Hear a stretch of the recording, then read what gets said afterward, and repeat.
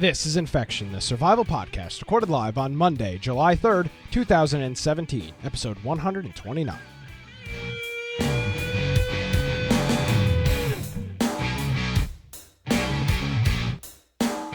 Hello, everybody, and welcome to another episode of Infection, the survival podcast. Infection is your source for the latest information on survival video games. We're bringing you the latest news, reviews, updates, and more each and every week. My name is Nick Craig, at Nicholas M. Craig is my Twitter, and we are finally back. Things are a little weird. It's a Monday show, so you get the podcast a day early if you're listening to this in your car or something like that. Joining me, he never left. He will be leaving. Brian with an I, Aldridge. Hey, Brian. Hey, everybody. If you'll find me at Boise Computer on Twitter, or you're more welcome to go check out my blog, biteoftech.com, or go check out our website. We have infectionpodcast.com. We have a lot of resources on there. Of course, a link to every single episode we've done of Infection Podcast. So if you're looking for past episodes, maybe show notes from all those episodes. We also have links to our Discord, which is always going strong. People in there constantly, which is great. We have our Steam group, which is wonderful for getting notifications about times that the show is starting. So if you were a part of our Steam group and maybe you're wondering why on Tuesday we're not live, and then you're going to hear this later, maybe on YouTube or in a podcast, it's because you didn't get a notification on Steam. So getting those notifications will help you know that we have a Monday show, for instance. So make sure you join our Steam group, you join our Discord, and it's a great way. And if you maybe you're going to be traveling on the holiday, 4th of July, maybe it's a good time to catch some of our past episodes. So subscribe to us on your favorite podcatcher app, and you will be able to download all of the previous episodes, or maybe we're on YouTube too. So it's a good opportunity to go and catch some of the past stuff. And then next week, we will be doing a pre-recorded show just because Nick and I will both be gone, as you kind of heard him hint to. So Nick's going to be moving, and I'm going to be out of country. Oh, so, yeah. Yeah, so it's kind of one of those things, but it worked out. We're both doing things that would have possibly caused an interruption in the show at the exact same time. So it's not doing it at two separate times. So it actually worked out really well. And, Brian, we're a podcast, right? It's just a podcast, right?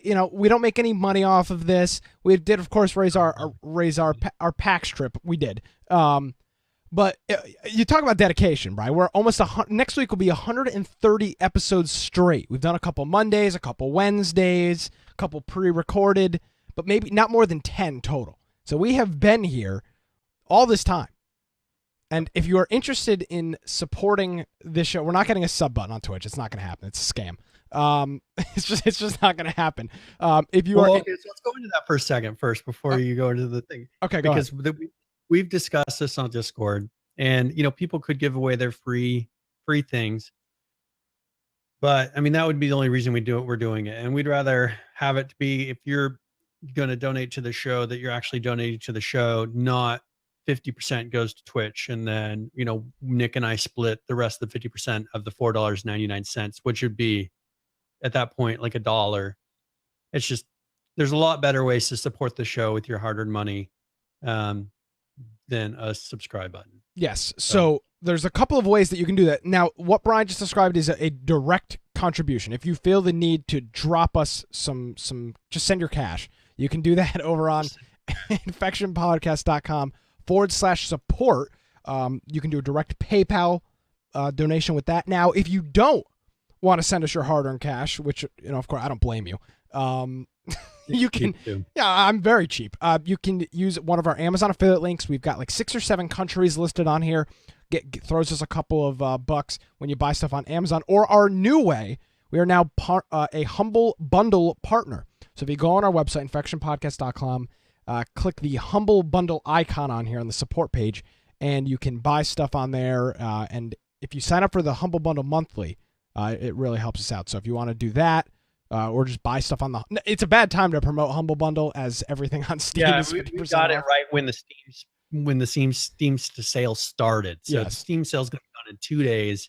And so they'll be like, hey, look at the cool deals you can get on Humble Bundle. It's really hard right now. I'm just like, well, it's like half the price on Steam at the moment, but that won't be forever. So that's just a limited amount of time. So then we'll be able to about things again. So, for example, you can head on over to the website, infectionpodcast.com, click the Humble Bundle icon, and then if you want to sign up for this month's monthly Humble Bundle, it's Dark Souls 2 and a whole bunch of other games for $12. So you can do that, direct PayPal or an Amazon, click on our Amazon affiliate thing, bookmark it, and use it when you buy stuff off Amazon. So those are a couple different ways that you can support the show. But I don't think, there's a lot of outrage over this Twitch affiliate thing.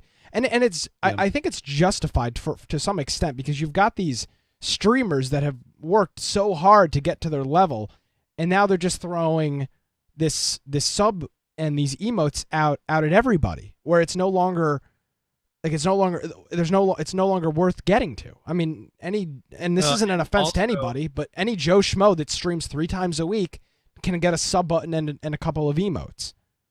Yeah, and one issue with this is that those people, you have these streamers that this is now their full-time job, which, I mean, not a hard job, but a lot of them do it. You got to realize 8 hours a day. Yeah. Like, they treat it the same hours as a job. You may not watch them every day, but these guys are in front playing a game, even when they probably don't want to. I mean, I can't imagine being obligated to play 8 hours a day certain games. And it's not even like they can play whatever they want. Like, people are like, you're not playing H1Z1, I'm gonna rage. If you're not playing Battlegrounds, I'm gonna rage. Yeah. So it's like, okay, for the next 8 hours, I'm gonna play H1Z1 or Battlegrounds. Here we go. And that you got to think that this is going to make a huge difference, because a lot of those guys rely on those Prime subscribes. Yep. Like, that's kind of constant. People have those. Not as many people do the actual subs. And so this is going to be spreading that out a lot more. And it's probably going to be hitting those guys the hardest, because they're going to be getting that much less. And, you lose enough. How much are you going to be able to continue streaming 8 hours a day for, if it's not bringing in as much as you would at a real job? Yeah. And I say real job because playing video games all day is not really a real job. And it's not a knock on it. It's just the fact of clocking in and out of a desk job each and every day it's not a knock, but it's not like tradition. It's not a traditional job. That's what it comes down to. They do put in a lot of work, though. Absolutely. I can only imagine doing that. It's got to be draining. Oh, very much so. Very much so. So, because I've seen people ask us from time to time about the Twitch affiliate and the sub button. It's not going to happen. Plus, a majority of our audience does not watch on Twitch. So, like it's like 95% of our audience or 90% of our audience does not watch the show on Twitch. So that would be for a very small group of people, not the majority. If we're going to do anything like that, we do a Patreon. Oh, honestly, absolutely. Because Patreon is for everyone. And I know we've discussed it back and forth, but a Patreon is more of what fits our kind of an audience and what we do. Which is, by the way, where Patreon with, like, if we had official clan servers and things like that, that's where Patreon comes in handy. If you're part of the Patreon, you have access to our private servers. You know what I'm saying? Like, that's absolutely the kind of stuff that you could offer. So we'll, I don't expect anything of that to come anytime soon. Now with me moving everything, I'm going to be things are going to be probably on the down low for a little while after that. But if something like that pops up in the future, it shouldn't be a surprise, because it is, we're always looking at stuff behind the scenes. So if we find a way to monetize the show, that would be great. So I don't want to have 24-hour banners of advertisers going across. Like, we don't want to be those people. So we've always been very careful about what we do to make sure that we're not constantly like, oh, give us money. Oh, man, check out G Fuel, man. Check out my G Fuel. Use my code. And we've been approached by those kind of people. And it's just like, well, we don't want to necessarily be that. I mean, I would never do product placement on this show. I mean, that would just be the most ridiculous thing in the world. So we want to thank Pepsi for their promotion of this Pepsi Cola. Yeah, it's great episode. So of course, for the majority of people that are listening to this in their car, no idea what's going on. That's what I had to say. Yeah, of course. Nick is holding up a Pepsi at the moment. Yes. Oh, they're actually okay. Never mind. We'll do that post show. So again, I think we said that. I don't know if I remember if we already said this during the show. Next week's show will not be live. I don't remember if I said this. I did mention. Okay, so next week's show will not be live. It will be a pre-recorded interview. We will announce that interview on Twitter in the coming days once we get all the details ironed out. It'll be a good one. I'm excited. It's one I've been working on lining up for a little while here. So Brian and I will announce that on Twitter. It will go up as a podcast Tuesday, maybe live stream Tuesday night. But we'll figure something out to get that up there. So next week's show, if you're looking for a live stream, it won't happen. But the week after, hopefully, fingers crossed, we will be able to do a traditional live show, depending on It'll be settled enough. Hopefully. So things are. I should be getting it on Sunday, recovering on Monday, and then things are scheduled to change. So we may or may not have to do something weird the week after too. But just stay tuned to our Twitter @InfectionCast to get all the details, all the information on that if you're curious about that. So without further ado, let's jump into some news here. We actually have some interesting stuff on Battlegrounds. But we had an update, a couple of updates, a huge announcement on Twitter today. But there's something else I want to talk about before we get into any of that stuff, Brian. This is an article I found. I saw it on Twitter earlier in the week because I was kind of disconnected all week. I wasn't really on the internet much, but I did see this coming across. Now, an executive producer at Bluehole, Chang Han Kim, who's an executive at Bluehole, in an interview with VG 24/7, said that as you saw a couple of weeks ago, PlayerUnknown's Battlegrounds was at Microsoft's E3 press conference. PlayerUnknown himself, Brandon, came out onto the stage, said, "Hey, this is Battlegrounds." They showed this cool trailer. It's coming. It's going to be an Xbox One exclusive at the start. So with all of that, now there's a couple of games that do cross-platform, cross-compatibility between consoles. The one big one that I know of is Rocket League does that, and they do it pretty damn well. They do that. But the PC game is tailored towards consoles. Minecraft, I think they just announced that they're doing cross-platform. I don't know if they were doing it before, maybe, or between Xbox and PlayStation. That game style. That game is whether you use. I mean, it's probably harder on the controller. Oh, it's awful on the controller. Very hard. It's not time sensitive. I had to place this block immediately, or I'm going to die. I mean, there is a little bit of that, but it's you're not really playing Minecraft if you're not. I guess I'm not playing it correctly. Yeah. So it's a little bit different. So we got those two games, and then now Battlegrounds, the executive producer here, says that they are interested in bringing cross-network play between PC and console is definitely something that they want to do down the road. Now, they say, and Brian, I think you and I talked about this maybe earlier in the week. You said, well, how they deal with this, and that was the next sentence out of his mind, but you consider the competitive side of this game ideal for that there's a balance issue between controllers and a keyboard and mouse. And that's the inherent issue here. How do you do that properly? Because you have much more precision, much more refined controls on a keyboard and mouse than you do on an analog stick. It's just the way you just don't have the precision, turning this joystick that you do with WASD and a super high DPI on a mouse if that's how you choose to play the game. It's two very different things. And it kind of works for kind of more of your Twitch FPS shooter where they're still not quite that fine tuned sensitivity, but usually you're not shooting at something through a scope at an incredibly long distance in those games. And so I think that with this, they're really going to have a difficult time trying to balance something that has an auto assist and something to make it to where it's easier on the controller.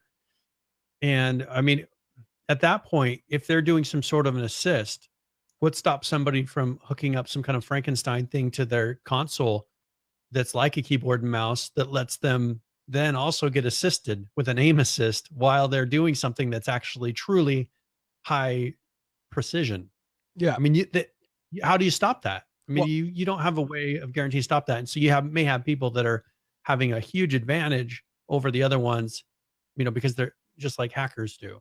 Now, if you've never played the best game, now you just said aim assist, Brian. For people that have never really played console games or delved into it, the best example of this is Call of Duty. If you play Call of Duty on a console, I'm not sure if it's the same way on the PC, but if you get near somebody and they're kind of in your crossfire or whatever, you will see your crosshairs almost aimbot onto them, twitch onto them, and it's just a way of making the game. It's not more competitive. It's just simplifying, hitting those more complex shots. It's aim assist. People would be sitting and constantly missing each other on a console. Yeah. If you didn't have that sort of stuff, like and be like, oh, I got to, okay, tap, tap. I got to get a little bit farther over. And you just be like trying to line it up on their heads, just because it's not as smooth like a swinging of a mouse. So I guess the question here, Brian, is how, now again, they say that they want to bring cross-network, cross-platform play into the mix for Battlegrounds. If it's not feasible, I don't think they're going to do it. But the question is, do you give console players aim assist? Or is that a huge, huge disadvantage to the PC player? Does that really screw the PC player? How do you figure out what amount of aim assist makes it comparable to a mouse?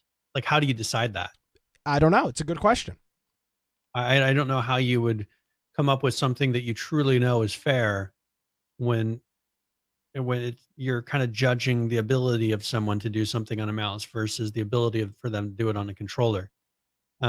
Also, maybe, I mean, the only way I could think of them pulling this off is if they were to say certain game modes maybe will, like that zombie one. That's one where the zombies don't have guns, right? Mm-hmm. They are just moving around and trying to melee the other guys. That would work for crossplay, but I don't know. Would it be really worth it to crossplay just on certain game modes, not versus the whole game? Because I don't know that they could do it fairly game wide.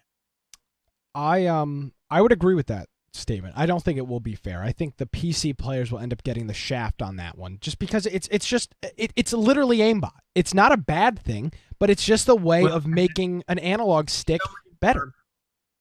This is a little bit different game though, because this game has a lot of PC players. Yeah. You could look at other games where the number of console players dwarfs the number of PC players. Call of Duty, Battlefield. Yeah.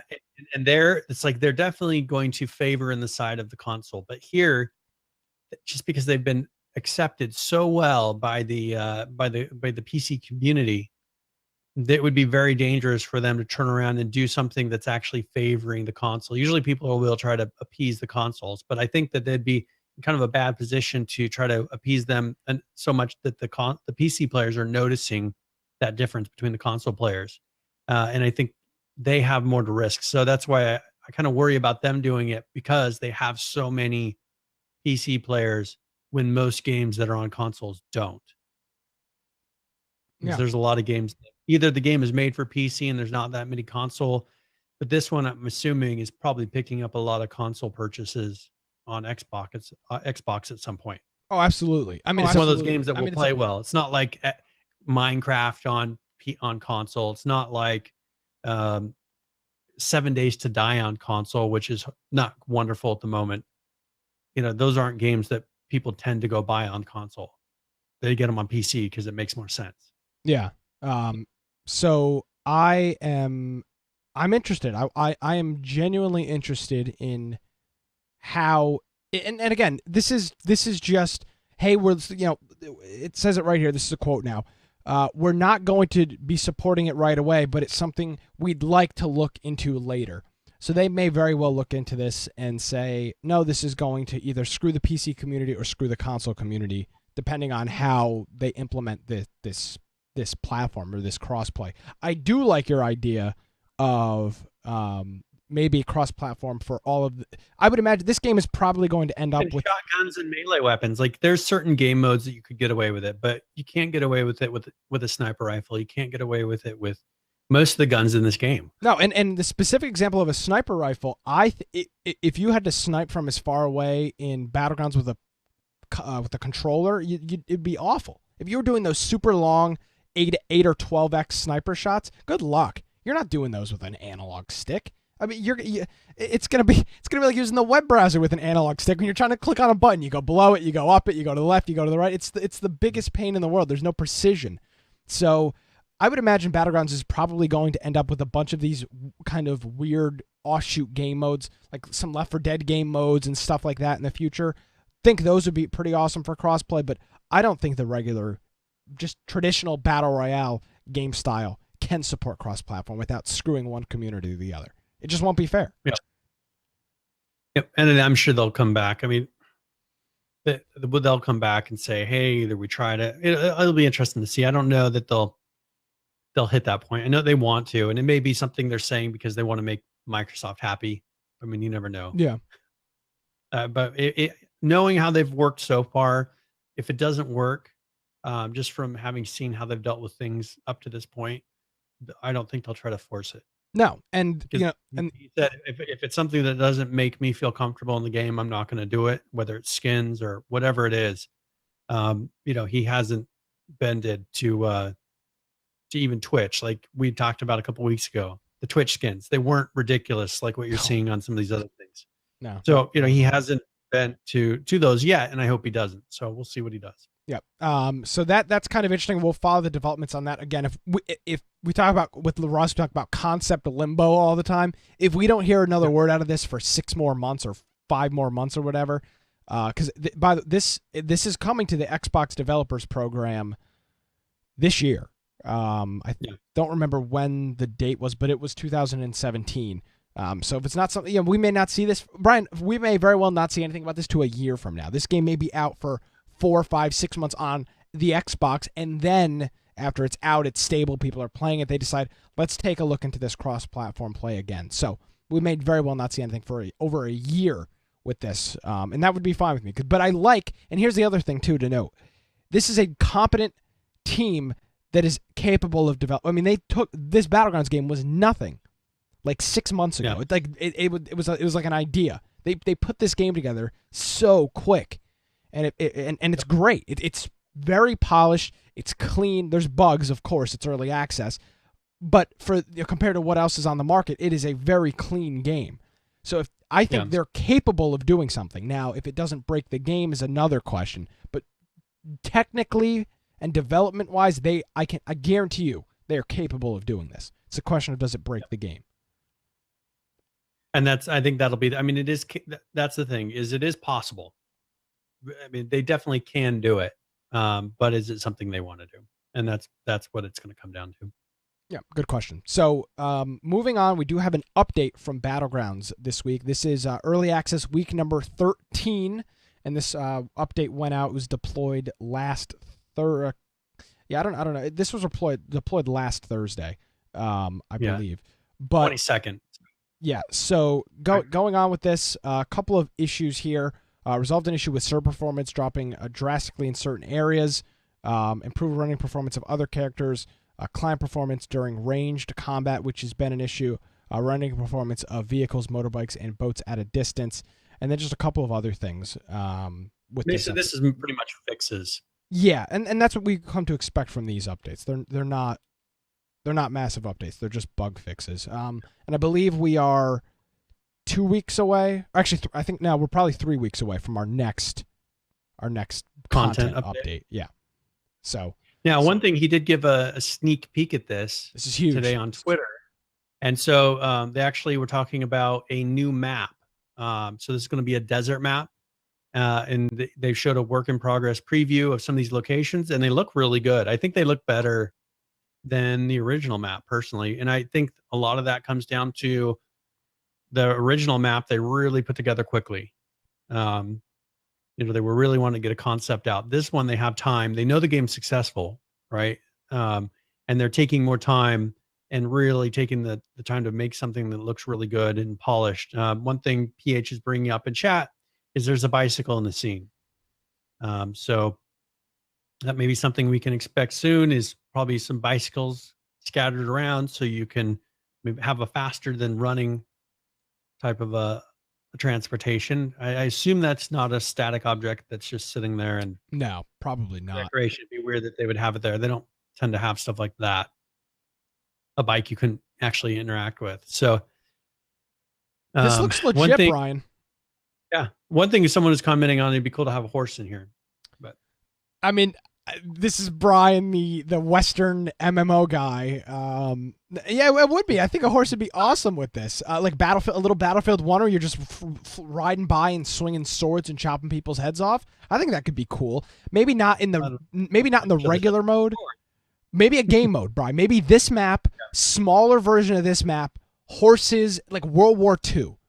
Or not World War II, World War I, that would be, not World War II. It would be cool if they kind of had a limited weapon set, like if they had a genre where it wasn't these high precision sniper rifles, I mean, it'd be kind of cool for them to go through and do different game modes where you had different kinds of weapons that maybe didn't, you had to get a little closer to each other. I'm Maybe telling a smaller map. Like Battlefield 1, World War 1, these more of these just like spray and pray kinds of weapons and knives and swords and stuff. Yeah. That would be cool. Yeah, I think that, and this would be interesting. I mean, they've made so much money and they've done so well on this that they have the ability to do that. I mean, if they keep people buying, I mean, I don't know where the limit is. I mean, I don't know what they've considered out of the possible purchases that will ever happen on this game. Like, how many more can they sell? Because you look at the numbers. That ceiling? Yeah. Market. Yeah. I mean, did they see it as like we've barely kind of tapped this, and we're just going to keep putting out content and bring? Because if you look at the amount of sales that Call of Duties and things like that have, it's way more than this. Like, oh God, this is chump change. COD would be Activision would be out of business if a Call of Duty game only sold this many copies. Well, but that's the thing is, like, are they viewing it as like they're tapping into that market? Like they're starting to get into there. I mean, if so, just keep on releasing content, make really good game modes, and you'll start pulling all those people in. I don't know how many more PC sales you're going to get, which, sadly, people just don't tend to buy them for PC unless they're into that kind of game. I mean, they've already sold 4.1 million copies. That's a lot for PC. I think that's a lot. For PC for sure. Yeah. And that's what I'm saying is I don't know how many more sales they can really get because there's not that many other games to compare it to in the genre that have gotten any more than that. The original H1Z1 over the couple of years didn't get this many. Yeah. So I don't know. I don't know how but if it's really successful on Xbox, they've got a lot more sales to make and they can keep pumping out content. That's kind of the worry is you got to keep on selling new copies or come up with a way like H1Z1 has of just selling a ton of skins and doing ridiculous stuff to keep bringing money in, to keep the support for the company going, to be able to make more content. And so I'm hoping that they view it as, hey, we've got a lot more to go. We can keep putting out content and keep growing this game. Yeah, absolutely. Without nickel and diming us with crates and everything else that we see. No, I don't think that's going to happen. I don't see that happening. Doing it, but that's where I'm just hoping that we keep that pace up. Like they got to keep on doing sales to continue to justify making new maps like this and doing cool stuff. So, and keeping a big enough company size to be able to do it. So we'll see. But that's pretty much, I mean, I didn't see anything else for Battlegrounds this week. So hopefully, since we're doing a Monday show, are they going to have another patch in the next couple of days? I think. Yeah, they'll probably. Yeah, I mean, it's not an American company, so they're not going to be off. They would still do something around the 4th of July. There will probably be an update this Thursday or Friday, the 6th or the 7th. And actually, we forgot to say this. So, game of the week this week, I will probably not have access to a computer. Brian is probably not going to be available. So we'll do a nice, easy Battlegrounds night, and you'll be able to play that. I mean, every night I log into Discord, Matt and a couple of other people are playing Battlegrounds every single night. See, now it's like I don't even want to play with them because I'm going to play. They play every night. I'm going to go in there and I'm going to suck. Like I just can't compete. I'm down. Yeah, every night I log in, it's like a winner, chicken dinner, another winner. Oh, look at us, we won again. And it's like, well, damn, how am I supposed to compete with this? So we'll be doing that Friday night. You can join our Discord. What time do we do that? 9 p.m. Eastern in our Discord. Links on the website, infectionpodcast.com. That'll be cool. And actually, Matt just says he'll carry you if you suck, so that's fine. I mean, they're good enough that they can just deal with it. Now we did do Lawbreakers last week. How did that go? And I mean, it went well. The game is kind of frustrating. So the actual us getting together and playing went well. That was a lot of fun. But the game, it's like Overwatch but unbalanced. So we saw this at PAX. So there's certain characters that are kind of go-tos just because they kill other players so much faster. So it comes down to people grabbing having 2 or 3 characters out of the whole list, and everybody's playing as that. So they really need to either make it so that you can only have one of each type of character to force people onto other type of players, or they need to really just balance these characters out better, because it was almost impossible. You have certain characters that are running around and killing people in 2 shots, and when you're sitting there just unloading on them with your gun, and there's nothing you can do. So we'll see. I think right now it's not quite there. I mean, it is fun, but you get frustrated with the lack of balance, and like that character that you're seeing on screen right now, he pretty much kills players in 2 shots. So everybody, half your players are running around as him. Another one's running around with the guy who's got the katana, and he moves so fast that you, as a person with a gun, you can barely shoot him, because he's actually doing circles around you, like kind of halfway flying and running circles around you. So it's just one of those things that they really need. Overwatch did an incredible job of balancing. But it wasn't always like that. Overwatch used to allow you to play as multiple heroes on the same team. Not too long ago they allowed that. I think they learned that that creates that sense of balance, and they were able to balance it easier because they're like, okay, well, we can handle one of this kind of character on the team, we can handle one of this type of character, and it all kind of balances out in the end. Yeah, and this is interesting. So the publisher behind this is Nexen. And for people that I don't know if anybody's ever played Combat Arms, they were the publishers and developers of that, and it was weird. They're all of their games. They had another game called Maple Story. They were a big free to play, buy our shark cards, our credit to do stuff in game. That's kind of how they made their money. They have gone all out with this game. They had a massive stage at PAX. They had this massive screen, this big area that was dedicated to their game. So I personally, I hope this goes out well for them, because I enjoyed what they did with some of those other games. But it's interesting to see. It was a fun game. I mean, that's the thing, is we did enjoy it, but it was just that balance. And I think I don't know why they haven't done it yet, but even if they did, like Overwatch does, and limit to where, okay, well, we can handle, there's 3 of this type of character. You can at least balance them in groups. But when everybody can be one character, you can't balance it. It won't balance. And so I think that I don't know why they're not doing that. But I'm very surprised that they haven't. Yeah. So I think that would fix that game a lot. It looks good. From what we saw, I didn't have a chance to play it this week, but I did have a chance to see it at PAX, and it looked like a lot of fun. But I mean, you think about it with Overwatch. Overwatch is very ragey. If Overwatch didn't have that bouncing, it would be just as bad, I would think. It would be. Well, and we're able to play with that when we do our private matches. Mm-hmm.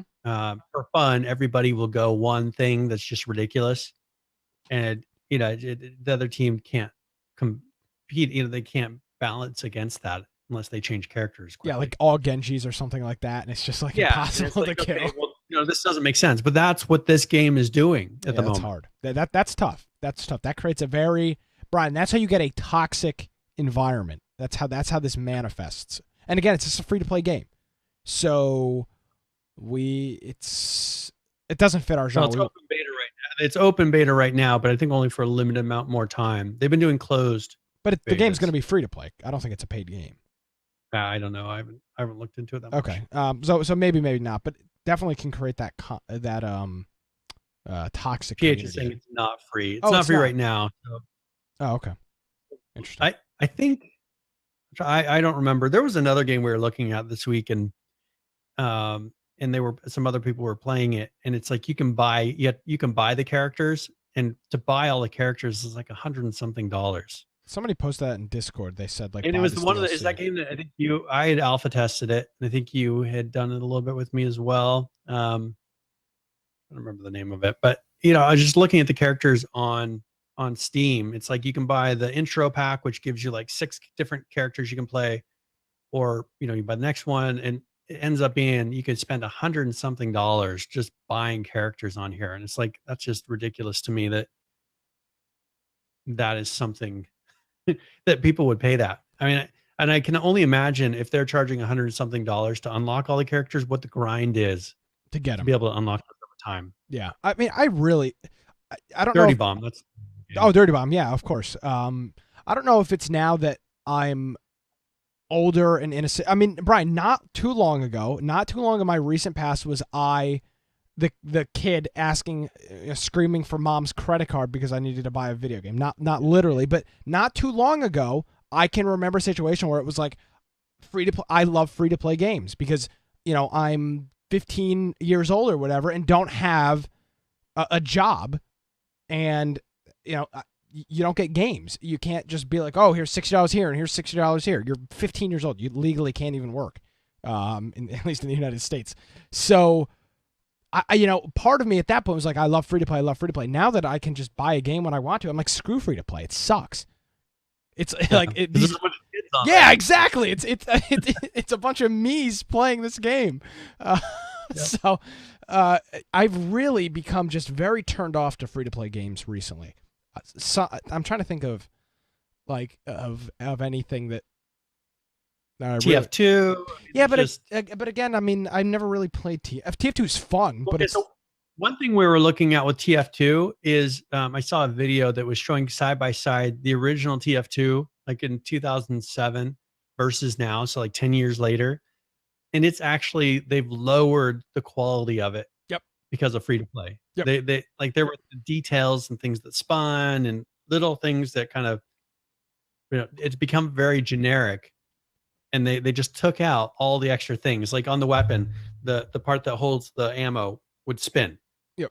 Well, they want to be able to make sure every potato that a kid has is able to run that thing. So they took out those little features like that. It's like, this is 2017, and you're actually making it so that a computer that was average on 2007, I mean, what are you expecting to run this in 1998 when, Windows 98 computer? I don't know what they're aiming at. Yeah, but how much more can you lower? They're aiming at the lowest common denominator. I mean, run it on a tablet then. It's getting to that point. They're looking for the low, and that game doesn't bother me so much because I mean it's just like Valve's game. There's a whole bunch of people that just still play it, so that doesn't necessarily bother me so much. But I just really have gotten very turned off from free to play.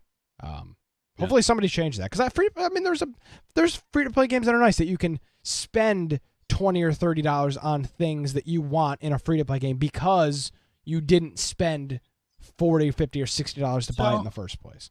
I play Vainglory on a tablet. Okay. It's a game that my wife and I enjoy playing. It's a game that I can get her to play, and like they had a thing where for 99 cents you could get some of the stuff to get skins and things in the game. That I was willing to do because it's not like, and it was like, oh, it's a 99-cent special. I was like, okay, I'll spend 99 cents on that. That game, because it's free to play, but it's still of a very good quality. I'm willing to give them a little bit of money to support the company because that's how they survive, is by people buying those things. And and you can play in that game and pretty much earn everything. It takes time, but you're not feeling like you're limited in playing the game because of not having those things, like some of them.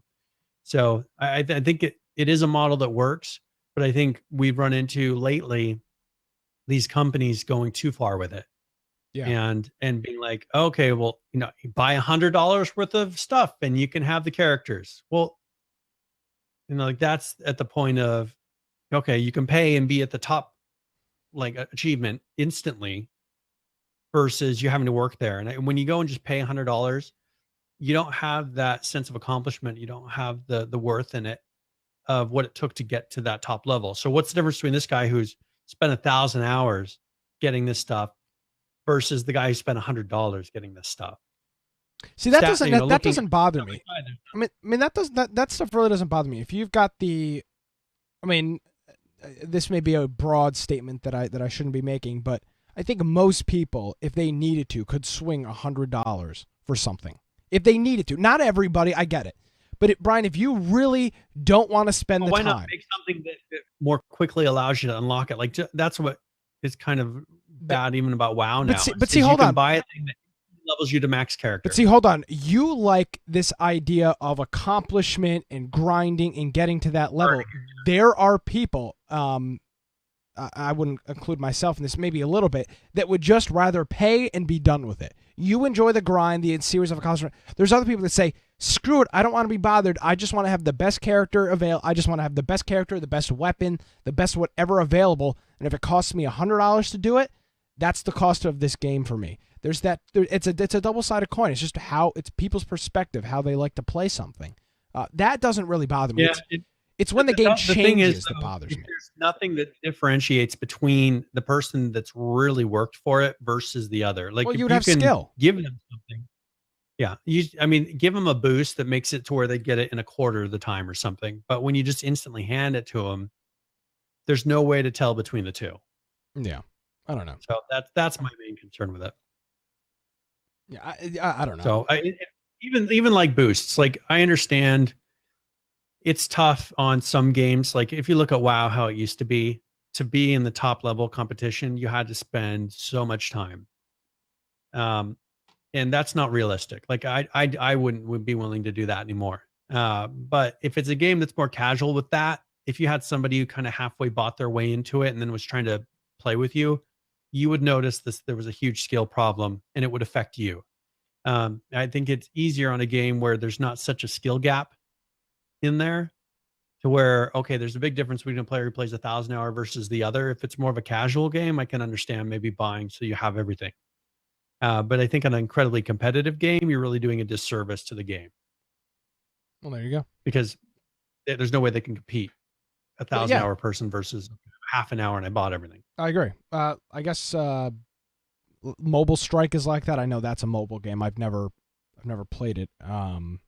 So maybe that's but I know a lot of those mobile games do that because people, I mean, they're targeting children. That's how that works. You're just targeting the child that presses purchase, and then it's kind of over with. So again, I don't know. Part of it, there's an ethical part that bothers me about that, and then there's the part business sense wise where I go, well, I mean, of course, if you can put these purchase buttons and people are going to click this, that's what your business, you're there to make as much money as possible. Do it. That's where I think there has to be that balance. Like I just, there needs to be a balance to have it make sense. Like if they can say, all right, we'll do this in a way that makes sense, go for it. But I think a lot of them just lose sight of what makes sense. I agree. And it becomes it becomes an ethical issue. It's ethically, I don't like this idea of exploiting people and knowing that, I say little kids, I don't mean little kids, but people that have their parents' credit cards, younger kids normally have their parents' credit cards tied to their Apple or Google Play account, and they're going to click that pop-up when it comes up or, whatever to extend their time or whatever. Ethically, I'm not okay with that, but business-wise, I go, well, damn.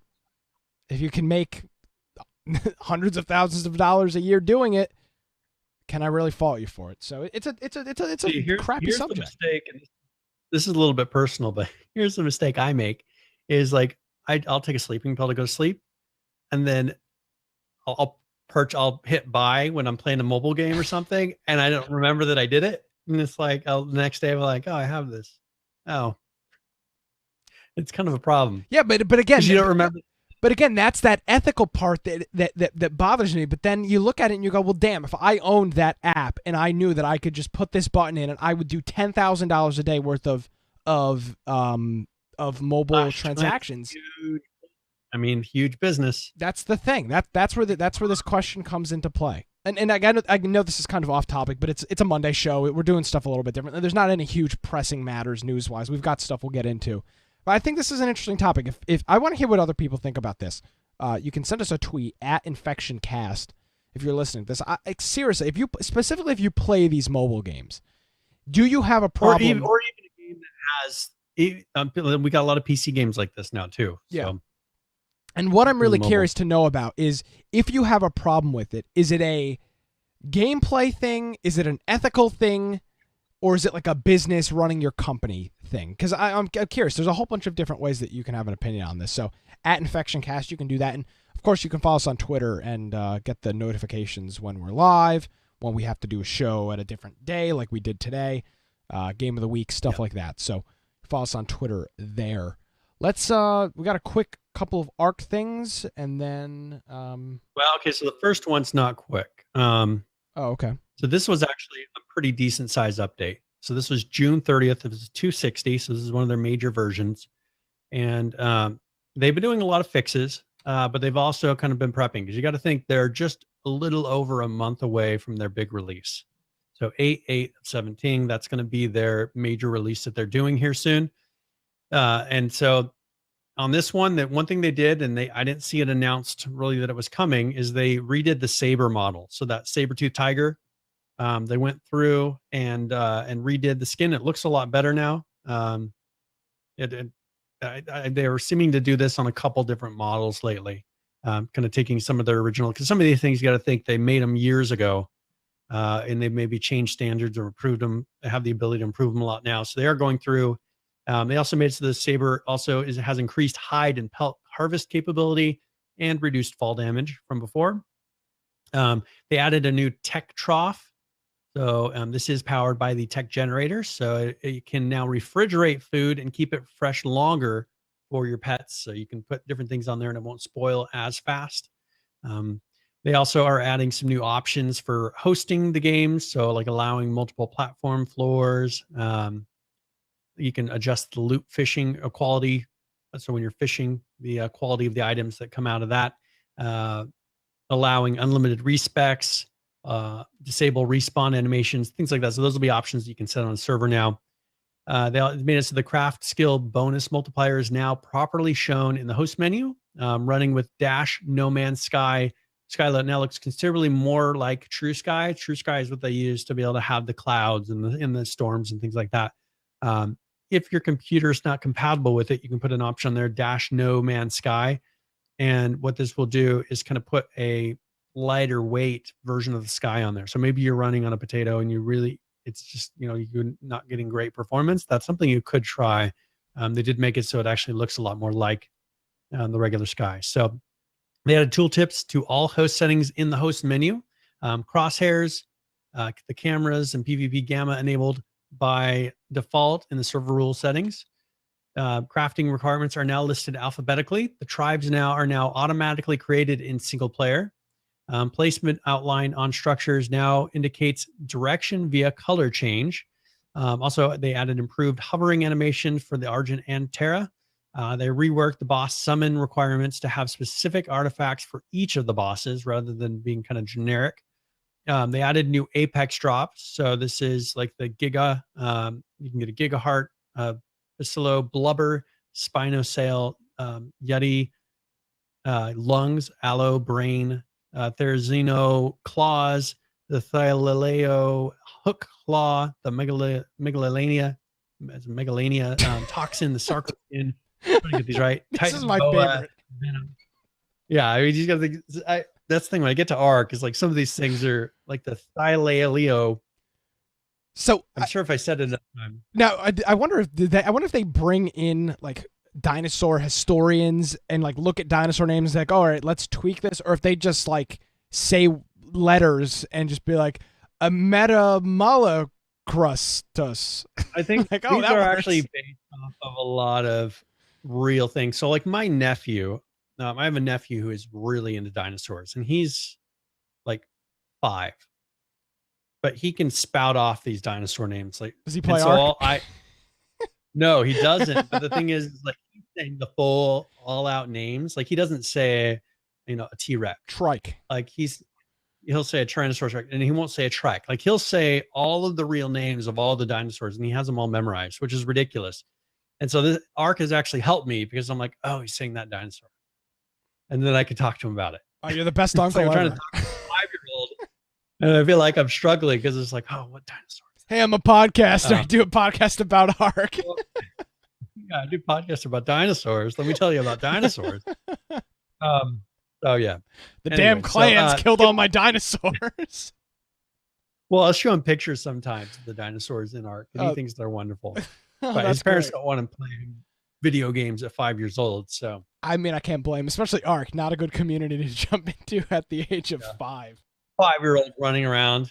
I guess it wouldn't be different than most of the people playing pub service at this point, anyway. So yeah, kids screaming. All right, so kibble recipes for all kibble added to the loot table from Wild Dinosaurs. They changed artifact crates into their proper artifact mesh. Quetzals can now fit through giant hatch frames. Ankylos now gather berries with the Alt Fire, so right mouse button instead of the primary left mouse button. And then they added appropriate difficulty to spawn areas on the center spawn screen, which I don't know. I'm really curious to see in a month how these different maps are going to play into this leveling system, because it's something they've been tight-lipped about, and I'm kind of excited to see what they do. They updated the tame untamed icons in the Explorer notes. The Rex capsules is now increased to appropriately fit its size. They added blinking animations that were missing to some legacy creatures. They added swimming animations that were missing to some creatures. All land dinos can now attack in water, either primary fire or alt fire. All land dinos now have proper sounds for walking in water and swimming in water, because it's the kind of thing that some of these were kind of rushed and they didn't have the right sounds. All land dinos now have the proper jumping landing sounds. They added the final missing eating sounds for creatures, so you can see a lot of sounds for this that they kind of let go because they were adding features and taking away things. Sounds always kind of last. The biome specific combat music now plays when the player is on a creature. They added new animations for climbing ladders. The tech cave, and that's on the first person view. The tech cave now door stays open longer in single player. The obelisk now has an ambient sound. The wild manta aggro range was decreased, and I'm sure after this it's mostly fixes. So they did increase the levels of cave creatures, and they improved the rain particle effects. The rain should look a little more realistic now, but other than that, I think it's mostly fixes from there on out. One thing they did add is a new scorpion saddle, so that will look a little bit different. But other than that, it's pretty much fixed. They did increase some gains for like things when you are gathering. And that's a big one. And then we've got three more here that are real quick. I can run through these quick here, Brian. 260.1 fixed, I guess, rolled back a PvE island. They did a server rollback due to structures in previously marked structures that were previously in a marked no build area were being wiped unintentionally. So that, of course, was an issue. People logging in and being like, "Oh my god, all my stuff is gone." So they rolled that back. Yes. And then a primal structure item container crash fix. So that was an object or something that was causing a crash there. 260.11 and an Ingram list crash fix. That's quite an interesting thing to say. And then 260.2 fixed an issue where wild dinos weren't spawning / reloading properly in single player save games. I remember that from when we used to play Ark. Every once in a while, an update would cause wild dinos from not spawning properly or something like that. That used to be, I'd say, a pretty common issue. It felt like every couple of patches would break that and they'd have to refix it. But my favorite thing in that 260 update was added like the dinosaur eating sounds or something like that, like the most minute detail. Well, and I'm sure that next we'll see they've added all the new pooping sounds. Yeah, it's just like the smallest detail. Surprised that they, yep. And that's the thing is we were kind of wondering like, well, what are they going to do up until the release? Like, are they going to kind of back off a little bit? No. And these, if anything, these are longer than usual. Now they have more because they're just really, they've got a list of fixes. They're not trying to focus on, we got to put new things in, but they are putting a few new things in. But now they're like, we got to get this thing polished. And that just speaks to the character of the company. I think they're doing a really good job. Yeah. I mean, hard work pays off. I mean, it's kind of a stupid cliche thing, but with this case, their hard work has and literally will pay off. I mean, this game released on consoles is going to do an insane amount of money. Speaking of an insane amount of money, Brian, I was looking up, doing research for the show about how much these mobile games are making. At one point in time, this is this is in December of last year. The mobile game Game of War had a daily revenue. Are you ready for this? $961,000 daily due to these mobile trends. That almost $1 million. There's so many of them. It's like a console. They're going based off of numbers. Like if they can just get people to do it, figure out that little trick to get them to buy them, they can make a ton of money. Can you believe A lot that? more Almost than $1 you can million a day in transactions on a free-to-play mobile game. I mean, that's why I hate mobile games, or not mobile games, free-to-play games or whatever, but I see why people do them. Because if you can get a popular one like that, you're doing $1 million a day in free-to-play revenue. That's an insane amount of money. Not that that's related to Ark or anything, but I thought it was way more than I was expecting. So, you look at the guys who make Clash Clans and they're they make. I mean, those guys are holding incredible cash, more than these PC guys are. Oh yeah, hands down. So, and you would think it's a lot less work to make it on a mobile. Yeah, one would think. I mean, as far as let's say graphics wise, you're not having to make you can make things. Now, one thing, Clash of Clans, you look at the art that they're doing on there, they actually do a very good job. Like they make everything very high resolution. But a lot of these tablet games, and maybe that's the difference. A lot of people will make a mobile game or tablet game, and so like, oh, we can lower down the graphics. Like we can make it very blocky. The ones that are really successful, the ones that still like they put that incredible detail in the characters and they make it to where it still looks really clear. Yeah. So cool. We're about an hour in. You want to do our first giveaway here? Yes, actually, let me get this pulled up really quick. So I gotta log into it. Yeah, while you're doing that, as I was sitting here, we didn't really have a whole lot of H1Z1 Just Survive news, but we did have a tweet. I told you this a couple of weeks ago when we did our special. Actually, it would have been last week when we did our special H1Z1 kind of first half of the show. To follow H1Z1DB.net on Twitter. That's their name. H1Z1DB spelled out .DOTNET. He just put out a picture over here showing the strongholds with all of these dots around them, and every single one of these stronghold locations are dotted, totaling 194 stronghold pads that are currently available on the full the full Badwater Canyon map. Now, if you remember, Brian, when we did that show a couple of weeks ago when we recorded it, this section of the map didn't have a lot of those strongholds. This is the full version of the map. All of those are included now. So it looks like 6 shy of 200 stronghold pads, 194 in the map. That's a lot. Yeah. I mean, there's no shortage. No, definitely not. And you can only have one. And the thing is, they said they're going to see which ones are most popular, and they're going to tune it over time. So Absolutely. they can see the statistics, which ones are people claiming, which ones are never touched. We'll start taking those ones that are never touched off the map, which is smart. Like they're going off of like which ones are popular rather than forcing people into certain ones. And I would imagine final release, you would expect maybe 125, maybe 100 of them. I mean, you think about it, most servers are not going to be medium or high pop. Most servers are going to be low to medium pop, depending on how many servers they have. So you don't want 200 strongholds on a low pop server because there will be nobody's going to be playing it. So it'll be interesting to see how they tweak that. Do we have the game giveaway? Yep. All right. So ! giveaway. And that will allow you to enter. And I'm giving away a copy of Worms Clan Wars. So you remember the old Worms game? Of course. I actually, super irrelevant. I did a project a couple of months ago, taking a Sega Dreamcast, hooking it up to a Raspberry Pi DSL modem, and connecting it online and playing games online. And there actually is a Worms game that is supported through the Sega Dreamcast still, and I actually played that online with a couple people from Europe. So, oh, nice. Back to you. Now, and this, I didn't even redeem this, so I don't have this in my library. I've been trying to, I'm trying to be better. So, like, if I'm not going to play it, gotta redeem. Yeah, I mean, usually I'll redeem everything, but I'm kind of past that point now to where, like, I've got 1,000 whatever games, and I'm fine with it.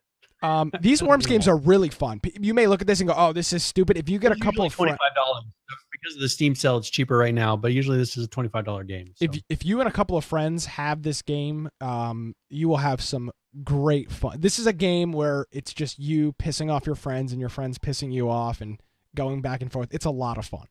So, enter for the giveaway. Like I'm promoting the giveaway. It's a free freaking game. Just enter it. I mean, who cares? Oh, I don't know if I want that game. It's very positive instead of mostly positive in the recent. Yeah. Not extremely positive, only mostly positive overall. I don't know. You've created a group of snobs when it comes to these Steam No, the reviews. video game stuff. I don't know how much. Let's see. When was it released? This DirectX 12. What would Brian do in this situation? Yeah, would Brian take this game? What's the immersion factor, immersion ratio on this game? Do I feel like the worm getting shot at by other worms? So there you go. Joe says he only wants novels, so yeah, perfect.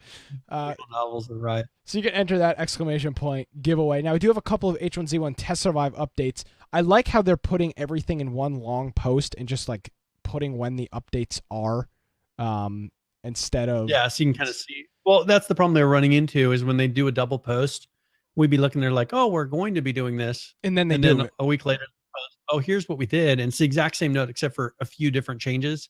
So now, like, they keep an ongoing list of here's what we added this week, here's what we had this week, so you're not having to guess. So these updates are from 6/29, which would have been last Thursday, so just a couple of days after last week's show.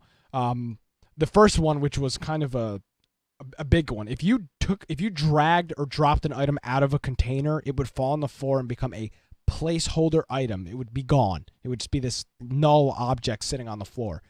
Same thing with your inventory. If you did that, it would just sometimes it would just be this placeholder item. It would totally screw everything up. So with this update, they have fixed it. You will now get the actual correct item instead of a placeholder item, which is a big thing for a lot of people. Fixed an issue where players couldn't build on a regenerated stronghold pieces depending on the regeneration period. Things were getting screwed up with that. Fixed a client crash related to dying in a vehicle. Fixed a server crash. Fixed a second server crash.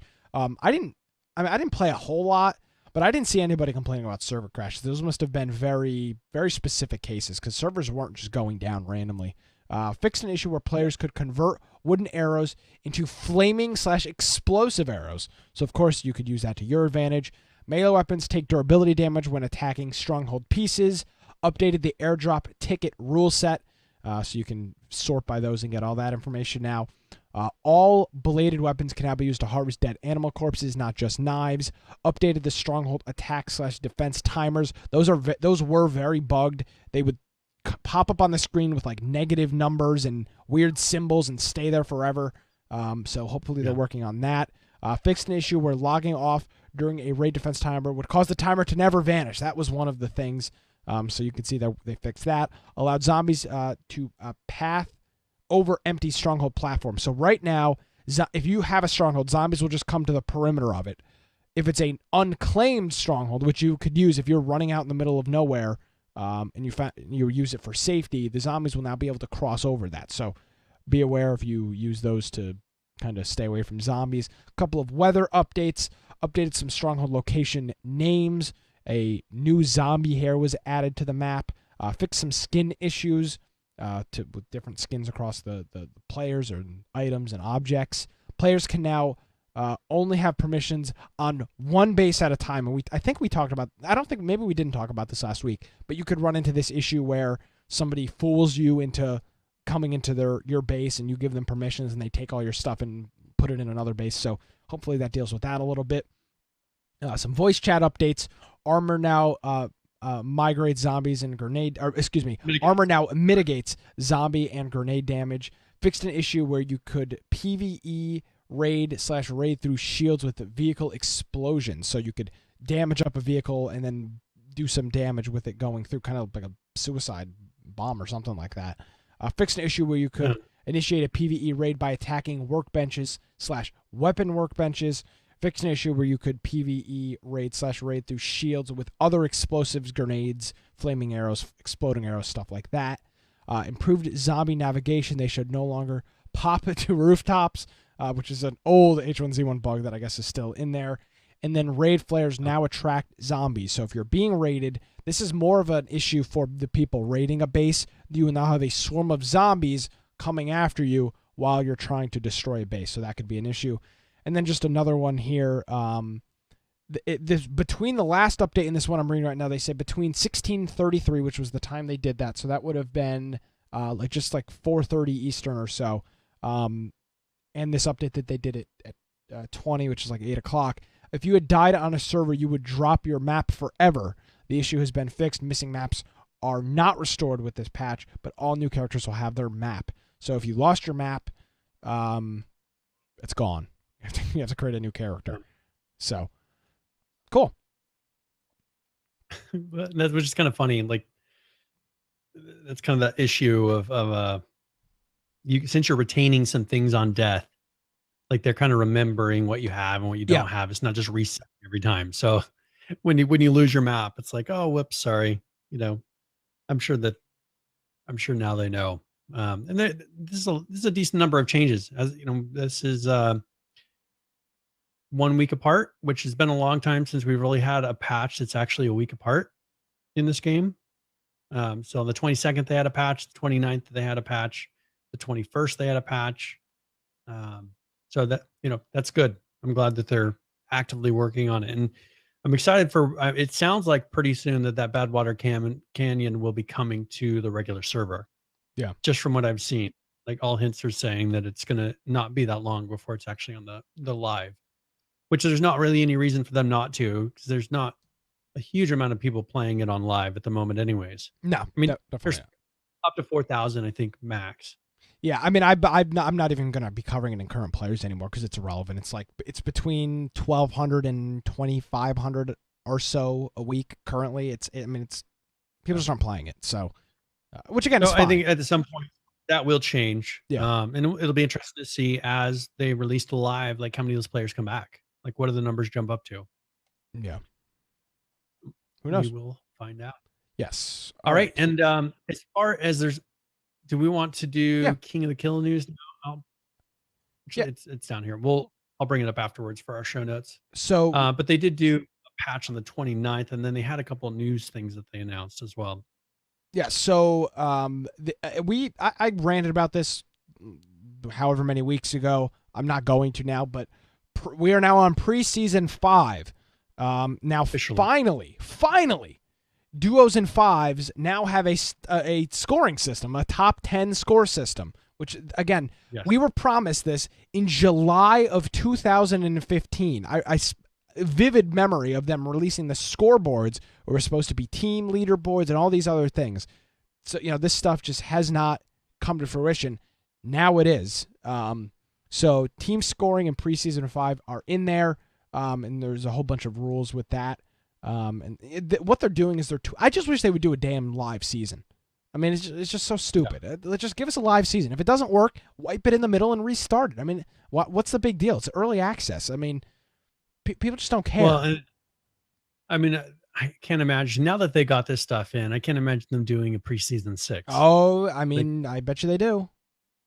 But I mean, they've got the rankings in. They've added a new tier. So they got the master tier in there now.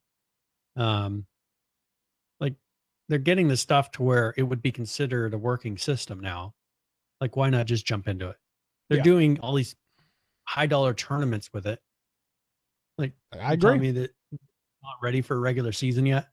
Yeah, and it's not like a regular season is going to differ. I mean, I would imagine the way that these regular seasons are going to work is the same way the preseasons work. You get a couple skins. When they say preseason, are they only thinking like, okay, it's preseason because we're going to wipe it at the end before the regular season? I mean, is that? No, I just think because they're doing tests. They're changing the way the ranking system works. They're adding ranks. There's this big issue with the highest rank tier. I don't know what it's called, Master Elite or something like that. That's too easy to get to.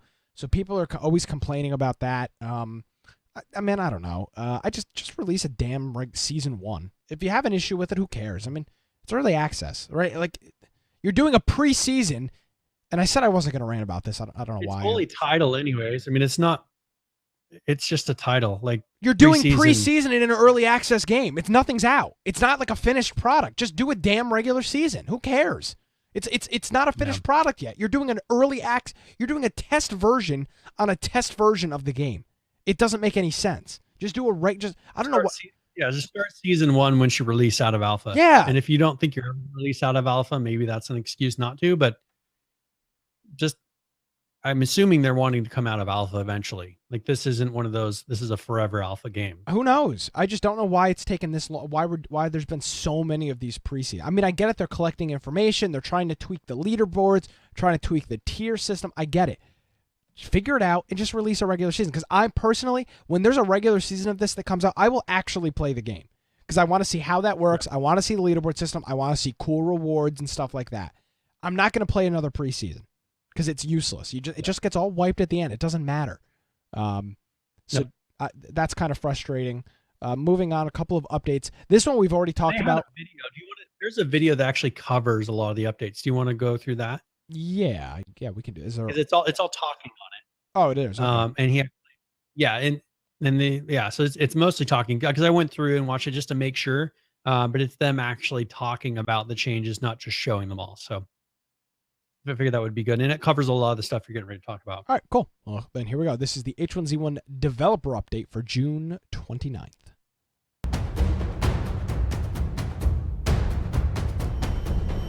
What's up, everybody? My name is Tony. Some of you know me as Game Dev Carto, and I'm the lead systems designer on H1Z1. The team has been hard at work with this game update. I'm excited to share some details, so let's do this. First things first, team scoring is here. Grab your friends and see how you match against the competition.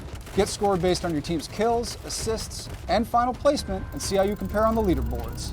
In addition to team scoring, Preseason 5 will introduce a new tier between Diamond and Royalty called Master. With the addition of the Master tier, Royalty tier will be even more elite. In-game, we've made some changes to the inventory, so it will no longer auto-sort while you're salvaging. No more guessing where your items are going to jump to. With this update, we have a new gas system that allows us to end the match in more places with more variety. So now, places like the dam will be visited a bit more frequently than they used to.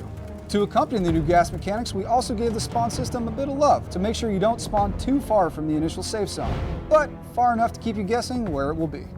Finding a laminated armor should be a rare and epic event, and the days of finding 4 lammies in a single bedroom are behind us. A laminated armor will now do a radius check to make sure that 2 lammies don't spawn within 250 meters of each other. If you can't find one, hit up an airdrop, since every airdrop will have at least 1 lammy in it. We've made some changes to vehicles. For starters, the pickup truck now takes 0 damage and 0 slowdown from running through destructible objects, so feel free to smash through backyards with a bit more freedom. We also decided to increase the truck's acceleration and top speed so it's more in line with the off-roader. All of these changes combined give the pickup a more defined role and make it more enjoyable to drive. The off-roader also received some love and had its turning radius tightened. Plus, we've removed any hill climbing throttling from the off-roader, so now you can drive full speed up those steep hills. In order to make the off-roader the go-to vehicle for mountainous terrain, the Police Cruiser's hill climbing speed has been slowed down just a little bit. It can still climb all the hills that it used to, it will just take you a little bit longer. We didn't just improve the mechanics with this update, we've also added more content and created new places to fight it. We've added 3 new major POIs to the map: Coy's Car Salvage west of Pleasant Valley, Ponyvale Equestrian Estates west of Cranberry, and Emerald Hydra Site 7 east of Cranberry. But we didn't stop there. Keep an eye out and you'll notice a few smaller spots too. We've also got a brand new skirmish for everyone to enjoy, Pleasant Valley Nightmare. In this skirmish, the matches are much faster as the gas is already advanced to surround Pleasant Valley. And oh snap, it's nighttime. So prepare your mollies and get ready for some controlled chaos in the dark. We're stoked for this update and we hope you guys enjoy it. Please send us your feedback and we'll see you in game. All right, cool. I think we've actually talked about most of these updates already because they talked about doing these updates. We talked about the truck and stuff. A couple of things I do want to point out from that video.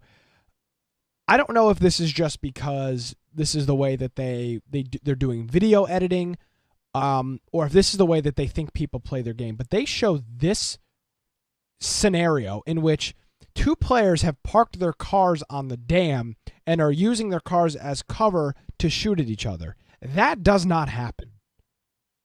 It just doesn't happen. People don't do that. They drive up to somebody quick, jump out, and end up behind them and then turn and kill them. Like, that's just how this doesn't happen. Well, and that's kind of a weird, like they're definitely, that's a setup situation because they're in a place that you just don't. But this is my problem, Brian. I understand for the video this is set up. My question is did the developers think this is how gunfights are going on? Or is this just a setup scene for the video to make it look cool? If it's just a setup scene to make it look cool, it's gotta be it's just pretty much a setup scene. That's fine with me.